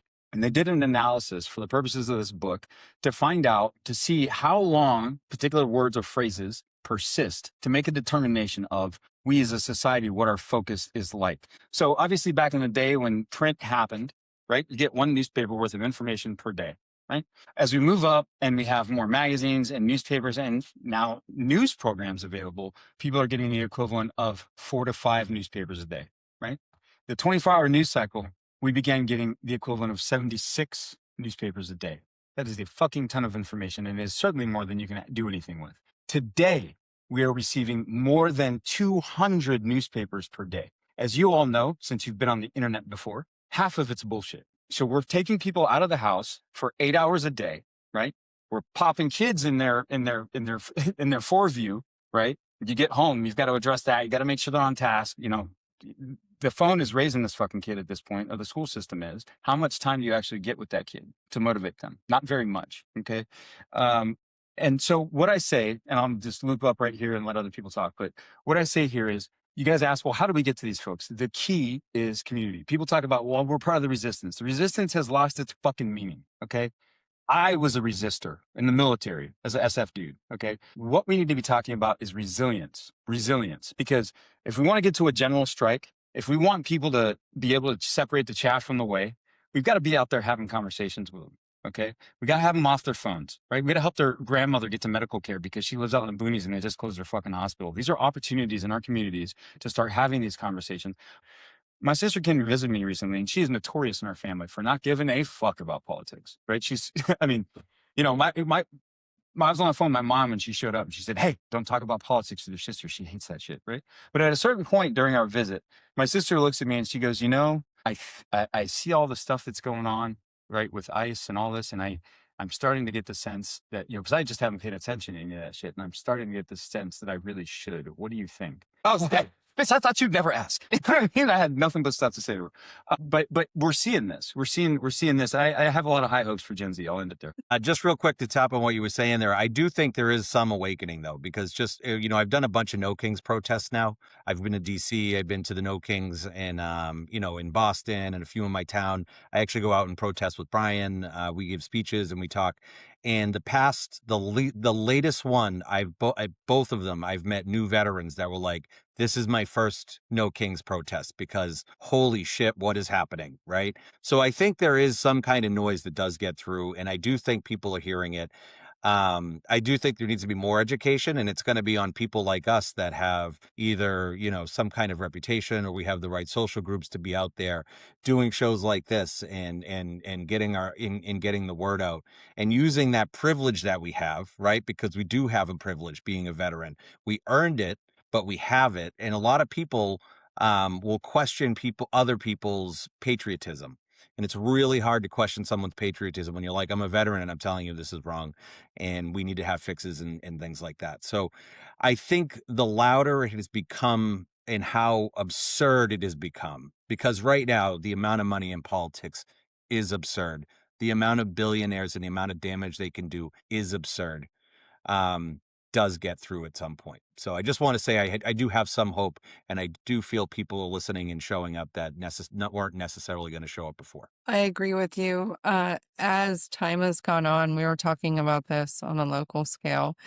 As time has progressed since February of last year to now, like the amount of veterans I see coming out in veteran hats, veteran shirts, you know, like easily identifiable as veterans, has increased. And so I do believe that what we are doing is working. Yeah, no, I absolutely agree. Like you know, I'm really glad that we're talking about hope right now. I mean, I think it's really easy for us to get, well, it's easy for me to get into doom and gloom. You know, especially because I know a lot of you touched on it and like Mayhem, you know, talked about it. Like, you know, we're glued to these fucking screens. You know, and we're just flooded with all this shit all day long. And if you're doing this type of work, it's easy to get caught up in the doom and gloom, man. But yeah, I mean, to people's points that I think, you know, gives me hope, and it gives, you know, me hope, even though, you know, I agree with Carl, by the way, in regards to like, there's a lot of apathy and like, there's people that are uneducated. And obviously if you have an educated populace, it's a, you know, big danger to incompetent politicians. So there's no way I'm going to fucking disagree with that, by the way. Like, there's no way. Right. What I will say is, like, for me, like, we can argue, I think we're going to come at it in different ways of how to solve the issue, right? And how to do the immediate changes. The things that I have hope about, though, like people have mentioned, right? Like, I think of my father. You know, he went to his first No Kings protest in Oklahoma City, you know, this last No Kings. You know, this is a dude that's voted Republican my entire fucking life, man. Big Bush one guy, if you can imagine that, right? Of all people, but that says something, right? This is a man that he just retired, dedicated his life to, working for the DoD. And I see, other people that I know, and then of course I know people that are just never going to come out of it, right? Or it's going to take some time, right? And that's fine too. Like, it's America, man. Man, it's part of the beauty of it, and all its ugliness. The Gen Z folks really interest me as a population, man. I got lucky and I got to speak at a event right before No Kings, and it was largely, it was interesting to see that breakdown. There had a bunch of people on stage that was kind of cross section of Gen X, Boomer, and myself as a millennial and a few other millennials. But I looked out in the crowd, and there was a fair amount of Gen Zers, man. And it gave me a lot of hope. It's same thing when I hit the streets out here, especially with more of the direct action shit. Like, you go out to the direct action shit, like, with the PSL cats, DSA cats, they're younger, dude, and they're fucking hungry. They're not fucking happy. The anti-ICE shit, they're out there, they're ready, man. Same thing when I look at the anti-ICE in the veteran community, right? My shout out to my homie Steve Nunez, by the way. If you get a chance, check him out on social media. He's out there in LA on the front lines all the time. Posting good content. If you check us out on 5051, you'll see his shit all the time. But he, same thing, right? Combat vet, up in the fucking front lines, giving it hardcore, fighting for this thing, right? And to your point, he's out in the streets having conversations, man, right? He's out there, forming those bonds for mutual aid. And I do think that's the fucking answer. And I do see that now. The money in politics, man, I do think apathy is a big issue. I'm a lot more hopeful at this point in the game because pain's happening, and it's not just that it's the, concentration of wealth that people see, but more so the pain that people are feeling. You touched on it. I live in Massachusetts. My wife and I do decently, and still, like, we got a budget, man. We don't ball out of control, bro. Right? We both work more than 8 hours a day. Right? We have 2 fucking kids under the age of 6. Right? It is non-fucking stop. Life is in session, my man. Right? So when you look at all that in its totality, man, what I kind of see is that, yes, there is, a fight for, the capital of intention for ourselves and our children. But I also see a lot of people still, in spite of that, doing the work and saying, you know what, this is a fucked up system. This is a fucked up situation. Back in the 1950s, it was completely feasible for a singular parent to work, have a car, have a house, send kids to college. That correlates to large union, fucking large unions, and membership, and I'm obviously a big labor guy. I love, my friends in labor. So, I look at all that and I have hope, man. I do think we're going to get back there. The Gilded Age gave birth to the Progressive Age. I think we're going to get there. I don't know if I will get the benefit of it in my lifetime, or that much of the benefit of it in my lifetime. Right. But if my daughter gets it when she's an adult, fucking beautiful, bro. I personally don't think I'll ever be able to retire, and I don't even give a fuck at this point. It is what it is. Other than that, I just went on a rant. I will say this, man, I fucking have loved this talk, dude. Like, I would love to see more of this and, like, hear more of what you're doing, man. This has been fucking phenomenal, bro. Yeah, no, I really enjoy these conversations. And Carl, I love that you disagree. Look, I mean, the fact of the matter is, right, everything that we think we know doesn't mean shit until we prove it on the ground, right? So, like, I take all of the avenues I can get, because, again, if you think there's only one way to skin a cat, it's because you're a fucking idiot, right? So my thought about how we solve this, I know getting money out of politics is going to be massive in so many different ways, but I'll be damned if I'm not going to be out there talking to fucking voters too, right? I'll be damned if I'm not going to be out there in my community trying to help people, and then also asking, did you vote? Who are you voting for? Why? Right? Because then that's where the education starts to happen. This really isn't money out of politics. It's just something Logan said. He was talking about his old man being a GW guy. George W. Bush gave a famous speech. Yeah, right. Sorry, HW. Yeah, one. So this president, I'm also a fan of him, by the way. This president in particular had a speech that he gave right near the end of his tenure called the 1,000 Points of Light. And when he gave this speech, he was specifically talking about the fall of communism and the creation of all these democracies along that line of scrimmage between those two areas. And the 1,000 points of lights he was referring to was actually the activist organizations that he intended, and he did fundamentally, and his predecessors did, send at scale into all of these countries to help build these nations up. Okay. So there is a crossover here. And the reason I think about this is because, being right of center myself, but also active in the movement at a leadership level, I think a lot about how to talk to Republicans and how to get them to come out, like how to talk to them in their language in a way that isn't going to threaten them, but is also kind of dovetail with, the more progressive side of the house and get people to kind of unify. Like, I want to figure out as a fundamental kind of function of movement growth, like how do you bolt like comfortably John McCain and AOC into the same tent, and it is really important that we figure out how to do that. So I would entreat on everybody to embrace all future conversations the way we did with this conversation with Mayhem, and with a spirit of openness here, because this is something we actually have to figure out. We are a cantankerous coalition. The infighting is fierce. It subtracts all our energy, and we have to find ways to get rid of it and sort of slim down a little bit. And so that's all I had to say. And Mayhem, thank you for doing this. I played the role of kind of a loyal opposition here. I do think we have to get money out of politics. I'm skeptical of the mechanics, but I agree on the fundamental principle. Like, we got to figure out how to do this. This is a problem that we got to fix. So. No, I really like what you said there too, right? Like the infighting thing. Again, I say we're, money out of politics is cross-partisan. I don't get wrapped around the axle. You don't hear me talk too much about Trump, right? Or really anybody. The only thing I give a shit about is communities and electing people that represent the people. That's it. Like, I'll give you an example, right? We talked with District 5, Tennessee. Tell me if you think that's blue or red, right? It's Andy Ogles, if you didn't know, all right? And so I've got a good relationship with his chief of staff. That guy's a piece of work. He's a fucking piece of work, right? But his chief of staff's brilliant, right? And he is aware that his politician's a piece of work, right? But again, like, you start having conversations with these folks and you see how much of this is all about getting the punchline and getting some airtime because the name recognition gets you reelected and blah, blah, blah, blah, blah. It's all this performative bullshit that we've been talking about. And that's why, I did a lot of work in the last year at the national level. And the conclusion I've come to is that it's the local level where it happens, period, right? It's in your state and not really far outside of that. Now, I do support other states and, especially people that like live on the border of like Alabama and Georgia, right? Get in there and help your Alabama folks knock some doors for candidates, that's worthwhile. But definitely get in your local communities, talk to people, bring Republicans in. If you're doing work with vets, there's going to be some Republicans, right? And it's perfectly fine to pull them in. I fully agree with what Brian said there.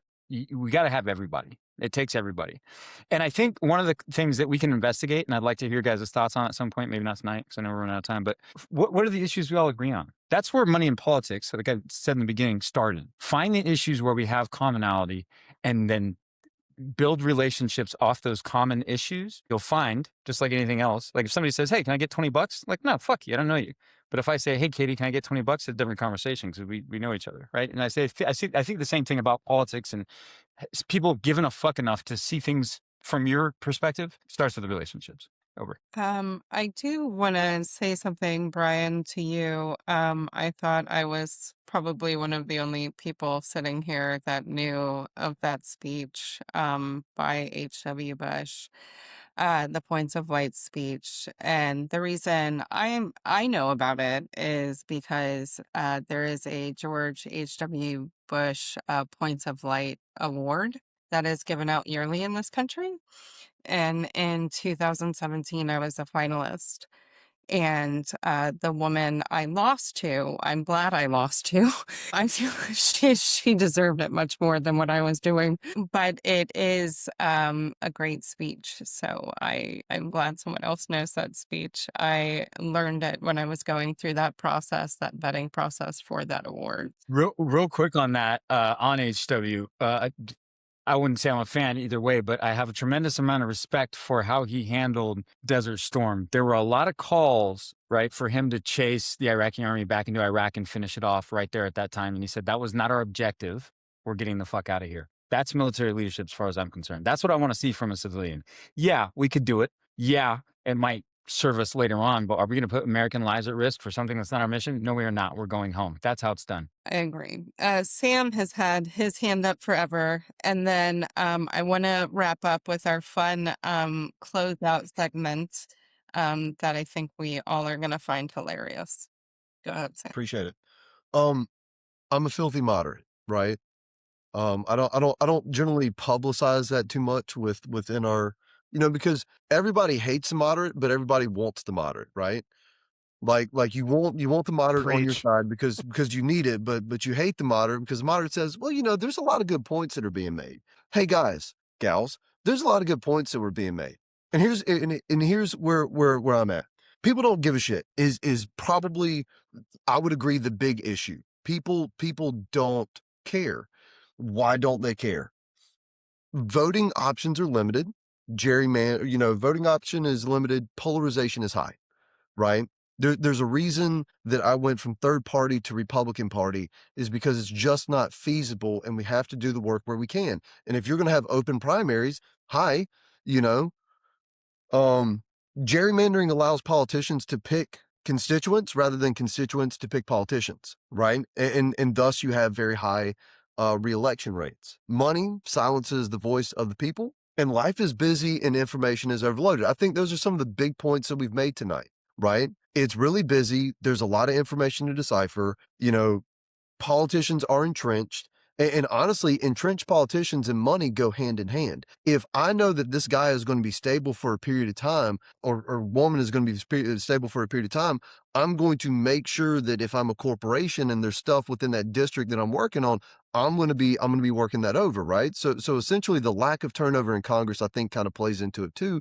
But all of those things together say that why even try? Why fight the system? Why dedicate the effort? Why try to find a time to go, because we don't give people the day off to go vote, right? We expect them to fit that in amongst the other part of life. So we actually don't incentivize and prioritize voting within the workspace. Why then, would we really expect people to go out and engage with it? So I think that all those are important topics, and I can't tell you which one is more important than the other because they all must be addressed damn near simultaneously, right? Or in short order of each other to actually disrupt the system, because otherwise it is going to re-find equilibrium and the people aren't going to have the foothold needed to essentially retake what is ours, what the Constitution gave to us, right? Um, and then from that, I just want to brag on my people in 5051 SC, right? Like we're a broad group, right? We have a lot of people. We're pretty chill. We don't have a lot of internal strife and drama. Part of that comes from focus on mission. And the other reason that like our protests don't devolve into that too much is because we act as a funnel to the community groups that already exist. Mayhem, to your point, every time, like we, in our last No Kings, we had 20 groups that were tabling in Columbia alone. 20 different groups that were tabling. We had candidate speeches on the South grounds, on the backside of the State House, right? So we were doing voter education. We had tabling groups to build community resistance. And that's kind of what we do. Like, we don't try to operate too much in the streets under 5051, right? Because PSL does a really good job of mobilizing. And again, you have manpower, you have labor, you have just time that it takes and just the amount that it burns people out. If PSL says we like to march in streets, dog, you got it, right? If we're the ones that are hosting at the State House, we're bringing people in so that they can go with those smaller communities and then go and do that work. And that's how we diffuse tension, is kind of like the damn federal system where we gather for short periods of time all together for a common goal. And then they go back to their corners to work on their pet projects and they go after what matters to them.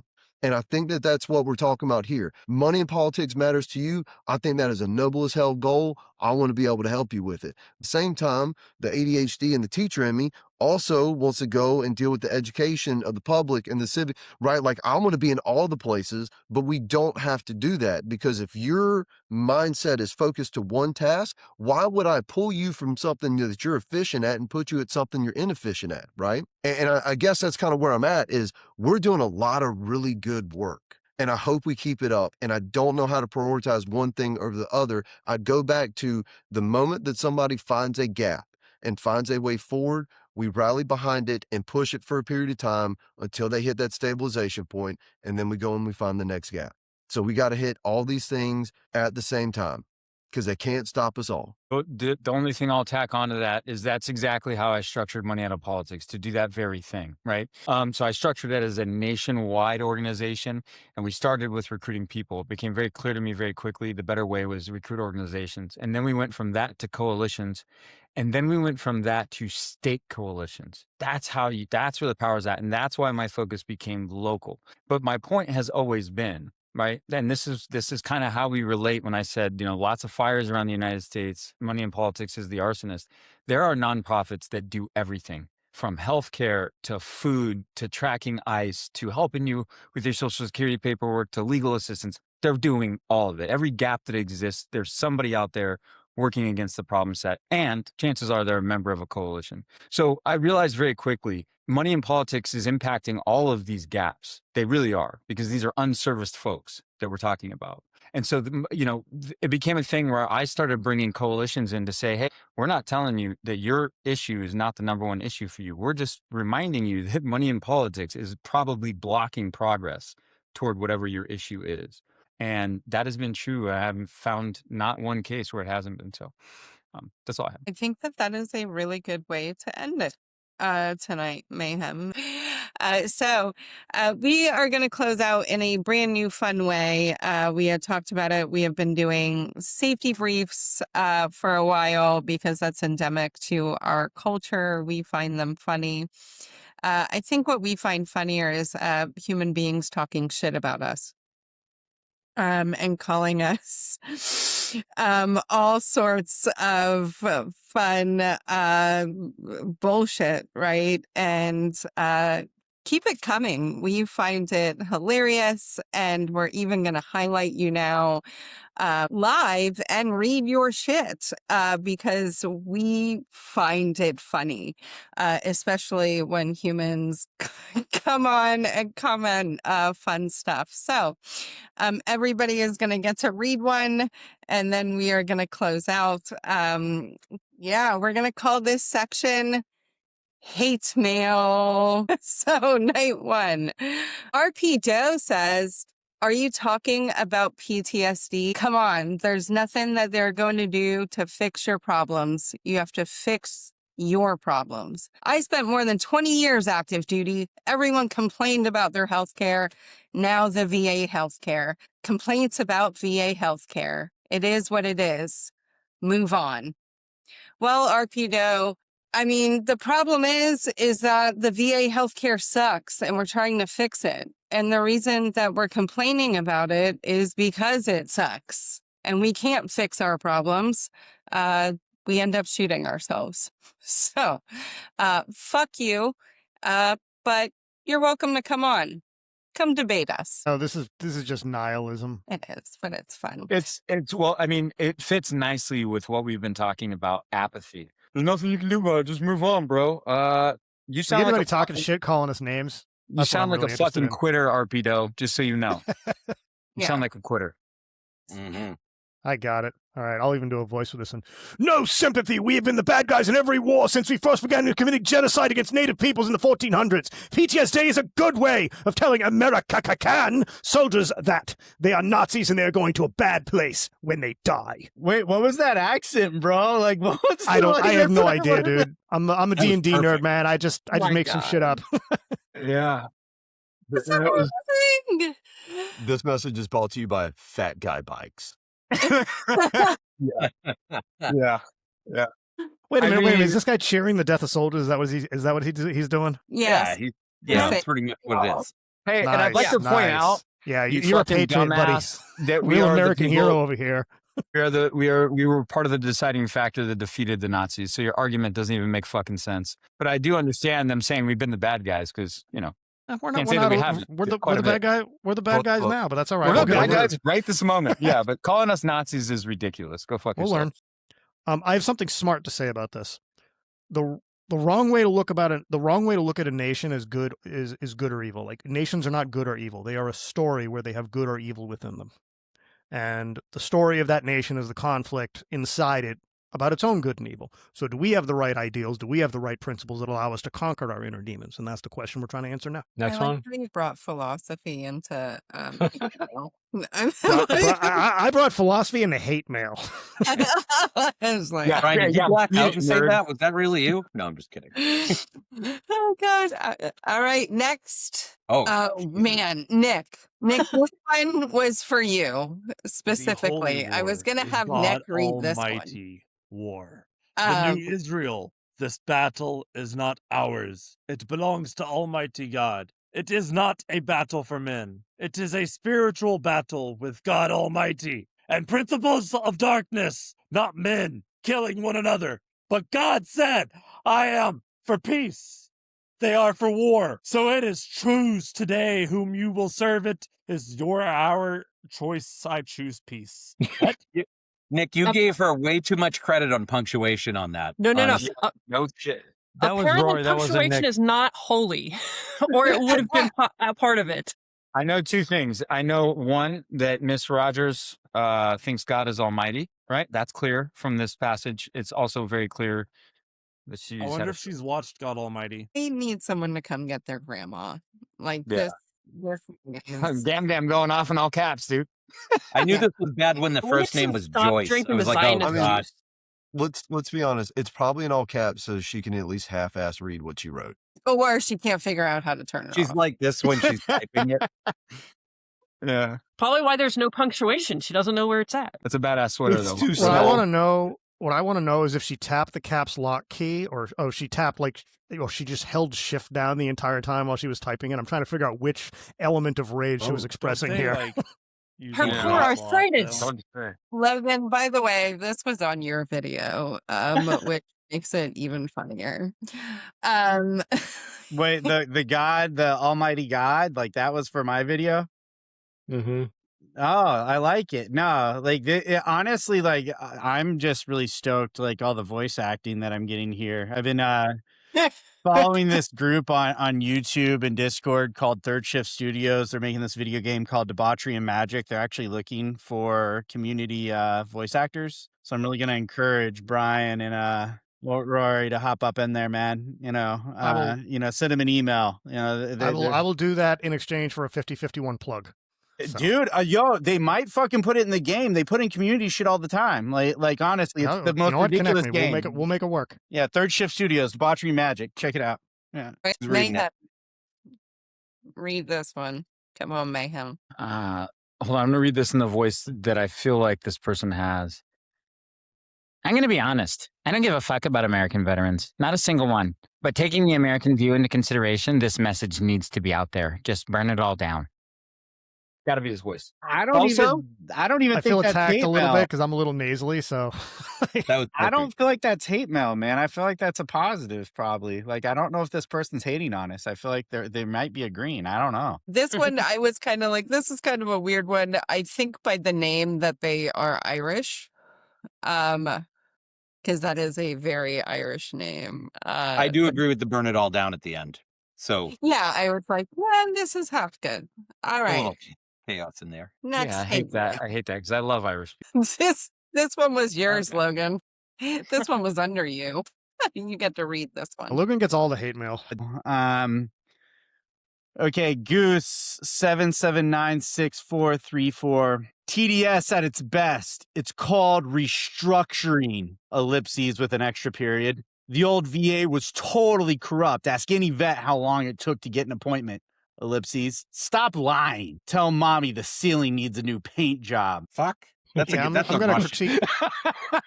I'm gonna, Wait, you know what's fucked up too is like, hey, why would I paint my fucking ceiling? They're tiles, bro. Is that, They're tiles, somehow- man. Like I don't is that even know somehow what. code for kill yourself? Yeah. Yeah. Oh, Yeah. okay. That's what it is. Paint the tile, so I got to kill myself now. That's not very nice, Ghost. I mean, I don't know. That might be giving them too much credit for the nonsense that has been placed here. Yeah, who knows? I mean, that I was also could hoping be- we would have the one that called me an AI. That was the one I really I mean, wanted to. I can't respect anybody that uses ellipses unironically. So Yeah. I was no, going to say you know. this is definitely like a phone in a Pakistani apartment somewhere. This is Yeah, not a yeah. human being. we found the Russian bot, guys. Yeah, this is one of those. Do, do, Now we're gonna get more hate mail. damn This it, Carl. one, Carl, this one was yours. Oh my God. Why do I have to have this one? Your husband approved hospital messages? It was on your video. That's why I'm making you read it. What is it with MAGA? Like, this is something I want to understand, actually, because there's a psychological thing here. Like, what is it with MAGA and, like, AI slop? Why is it all these guys think the slop is, like, clever? Because it's not. I look at it, and it's like, this is hot garbage, and you're a hot They thought garbage this human. was Stop real. doing it. They don't think this is a cartoon. They're like, this is real, man. AI. All Yeah, this stuff. maybe. I mean, Yeah, I mean, You know, and I Jesus. just want to point out that, and I'm not being any type of way, right? But I would like to point out that in terms of dental hygiene, I think the Democrats have it. So this is kind of a Yeah. I mean, I do didn't appreciate the GOP gave away the stimulus checks. That's free money. That's free stuff from the government. Didn't they do that? We all forgot about that, right? Just wanted well. to ask. See, you got to understand, Steph. Your point doesn't support their point, so no. I do like the wee at the bottom. Yeah. Yeah. John, you read this one. Jesus Christ. Hold on. Hello, Thomas. 196767. Look at that fucking guy. 6'7". I love this guy. Oh, no. You slash and see, you stupid liberals. Never check into anything. Actually, this is all streams together. You just repeat what you hear from your M. Yes, M, B, and then no. He's cutting fraud from the V.A. He's cutting fraud from Medicare, Medicaid, and you people turn around and make it look like, comma, wait, comma. He's cutting frog and he's cutting things from Bad Man Orange. Shut the up and do some investigative research, Thomas. John, Is this you voice almost or text? probably. John, you almost slipped into that creature NPC voice you do in D&D, by the way. You were That is almost there. true. I was waiting for I have that. a creature voice when I play Dungeons and Dragons. Yeah. And that was almost there. So look at that guy's mug. Like, Look, what's he's the zooming on over-under his on him face. being a meth head? Like, What's going on with his I've neck? got good money that says there's a reason he's not showing his teeth in that fucking smile. Dude, what is that? Like, yeah, you know, he's the guy they should have put on that previous picture, right? That would have been the correct person to put there. I feel like this is the honestly, dude- as I think about it, the amount of spit that must have been spraying out of his mouth while he was trying to type could have been. I don't know if you guys have ever tried typing on I a feel wet like screen. this was. Unforgiving. I feel like this is a drunk dude on the toilet, like just rage texting. Blah. Yeah, and he's going for the punctuation during a hard Valsalva. Yeah. I'll let you guess in context what that means. Oh, Good man. God. All right, Carl, 2 more, maybe? 2 more. I don't think Steph has done one yet. Let's Yes, call her out. Steph. Rocket. God. You got to Okay. do it. This was a question, I This think. one isn't much hate mail, more of a, I guess, a question. Yeah, that we Oh, were we going got to get serious now. All right. Jose Rosales, 7744. I feel you and I believe you. My question has been since the beginning, what is this president doing with all of the money? Billions going on a war that is not and should never be our Israel. Why is Trump there? It is as though he owes everybody something else or they have something on his ass. Yes, they do. Yeah, I mean, compromise. Yes, We got they the do. P-tape. Putin has it. Well, yeah, Authoritatively. the picture of him giving somebody Yeah. Yeah. I mean, that's a little also, less funny, more horrifying, but yeah.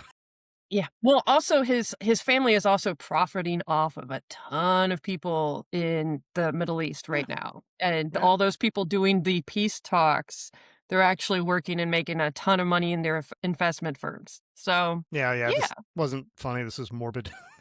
I actually would think that, like, when you talk about Trump, though, like, imagine having somebody that's so broken and so open to suggestion and, like, flattery. Like, they want him in office because they could just tell him shit, and then, his son will get a $700 million drone contract, which will cost American lives because they'll never produce a drone, right? Like, that's, yeah. Oh, whoa. This one is good. for Sam. We are going to close out with this one. Sam, take us out. Chef Marty Rose. Laughing face, laughing face, laughing face, laughing face, laughing face. they signed up for this. Were you a pussy serviceman? Trump. That was great. That was I great. think it's almost Italian though is the way I wrote it. I don't think it's pussy, bro. It's It's pussy. pussy. It's pussy. Yeah, It's pussy. not a pussy, you know, like look at the way You gotta it's do, spelled, bro, you and gotta- it's capitalized at the beginning, bro. It I'm is. just saying. Signed up. Well, good job, Okay, Sam. I It mean, that's sounded like you were almost- saying Hamlet. I mean, if you're a dude or a lesbian, it's almost like a compliment, isn't it? Yeah. It's like, That's the neighbor to the other Pakistani phone. That's Pakistani Right. phone number. Yeah, I 2. mean, like really, when you're like, we're. I mean, you can just put an R to the end of the E, and then like we have like a fairly solid job title in the Marine Corps. Great snort. I love it. yeah, another thing too, there's just, so I waste a lot of time arguing with like MAGA chuds on the internet just because, I don't know, Yeah, it does. I hate the MAGAs, and so I just vent on the internet. So I totally do this. Like, why is it they always use like emoticons with shit? Like, they can't like type a word. They have to like do a picture. Like, they can't make an argument. It's like Trump, and it's like a, you know, picture of like an angry face, fuck libtard, and like that's their argument. Like, it's like arguing with a pigeon or a walnut. And the passive aggressive laughing emoji on your comments too. It's just yeah, those are great. Oh, I awesome. collect those. I want thousands. I mean, Those are victory marks. You bring up such a great point. I guess all we should really say to this person is fist fire flag. Love it. Well done, God. sir. Well done. I salute you. All right. I do want to thank Mayhem.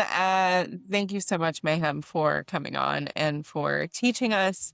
I think education is important. We spoke to the importance of it tonight multiple times, actually, of the value of it. And so it is important within our own community when someone has that knowledge that we all don't have, that you share the knowledge. And so I want to thank you for coming on. I hope you come on again and we continue this conversation because, like we said, 80% of the population thinks that there is a problem with money in politics. And so we do need to come together and figure it out, either at the state level, like you want to do, or on a national scale. We thank everybody else. Thanks everybody for coming for this valuable conversation.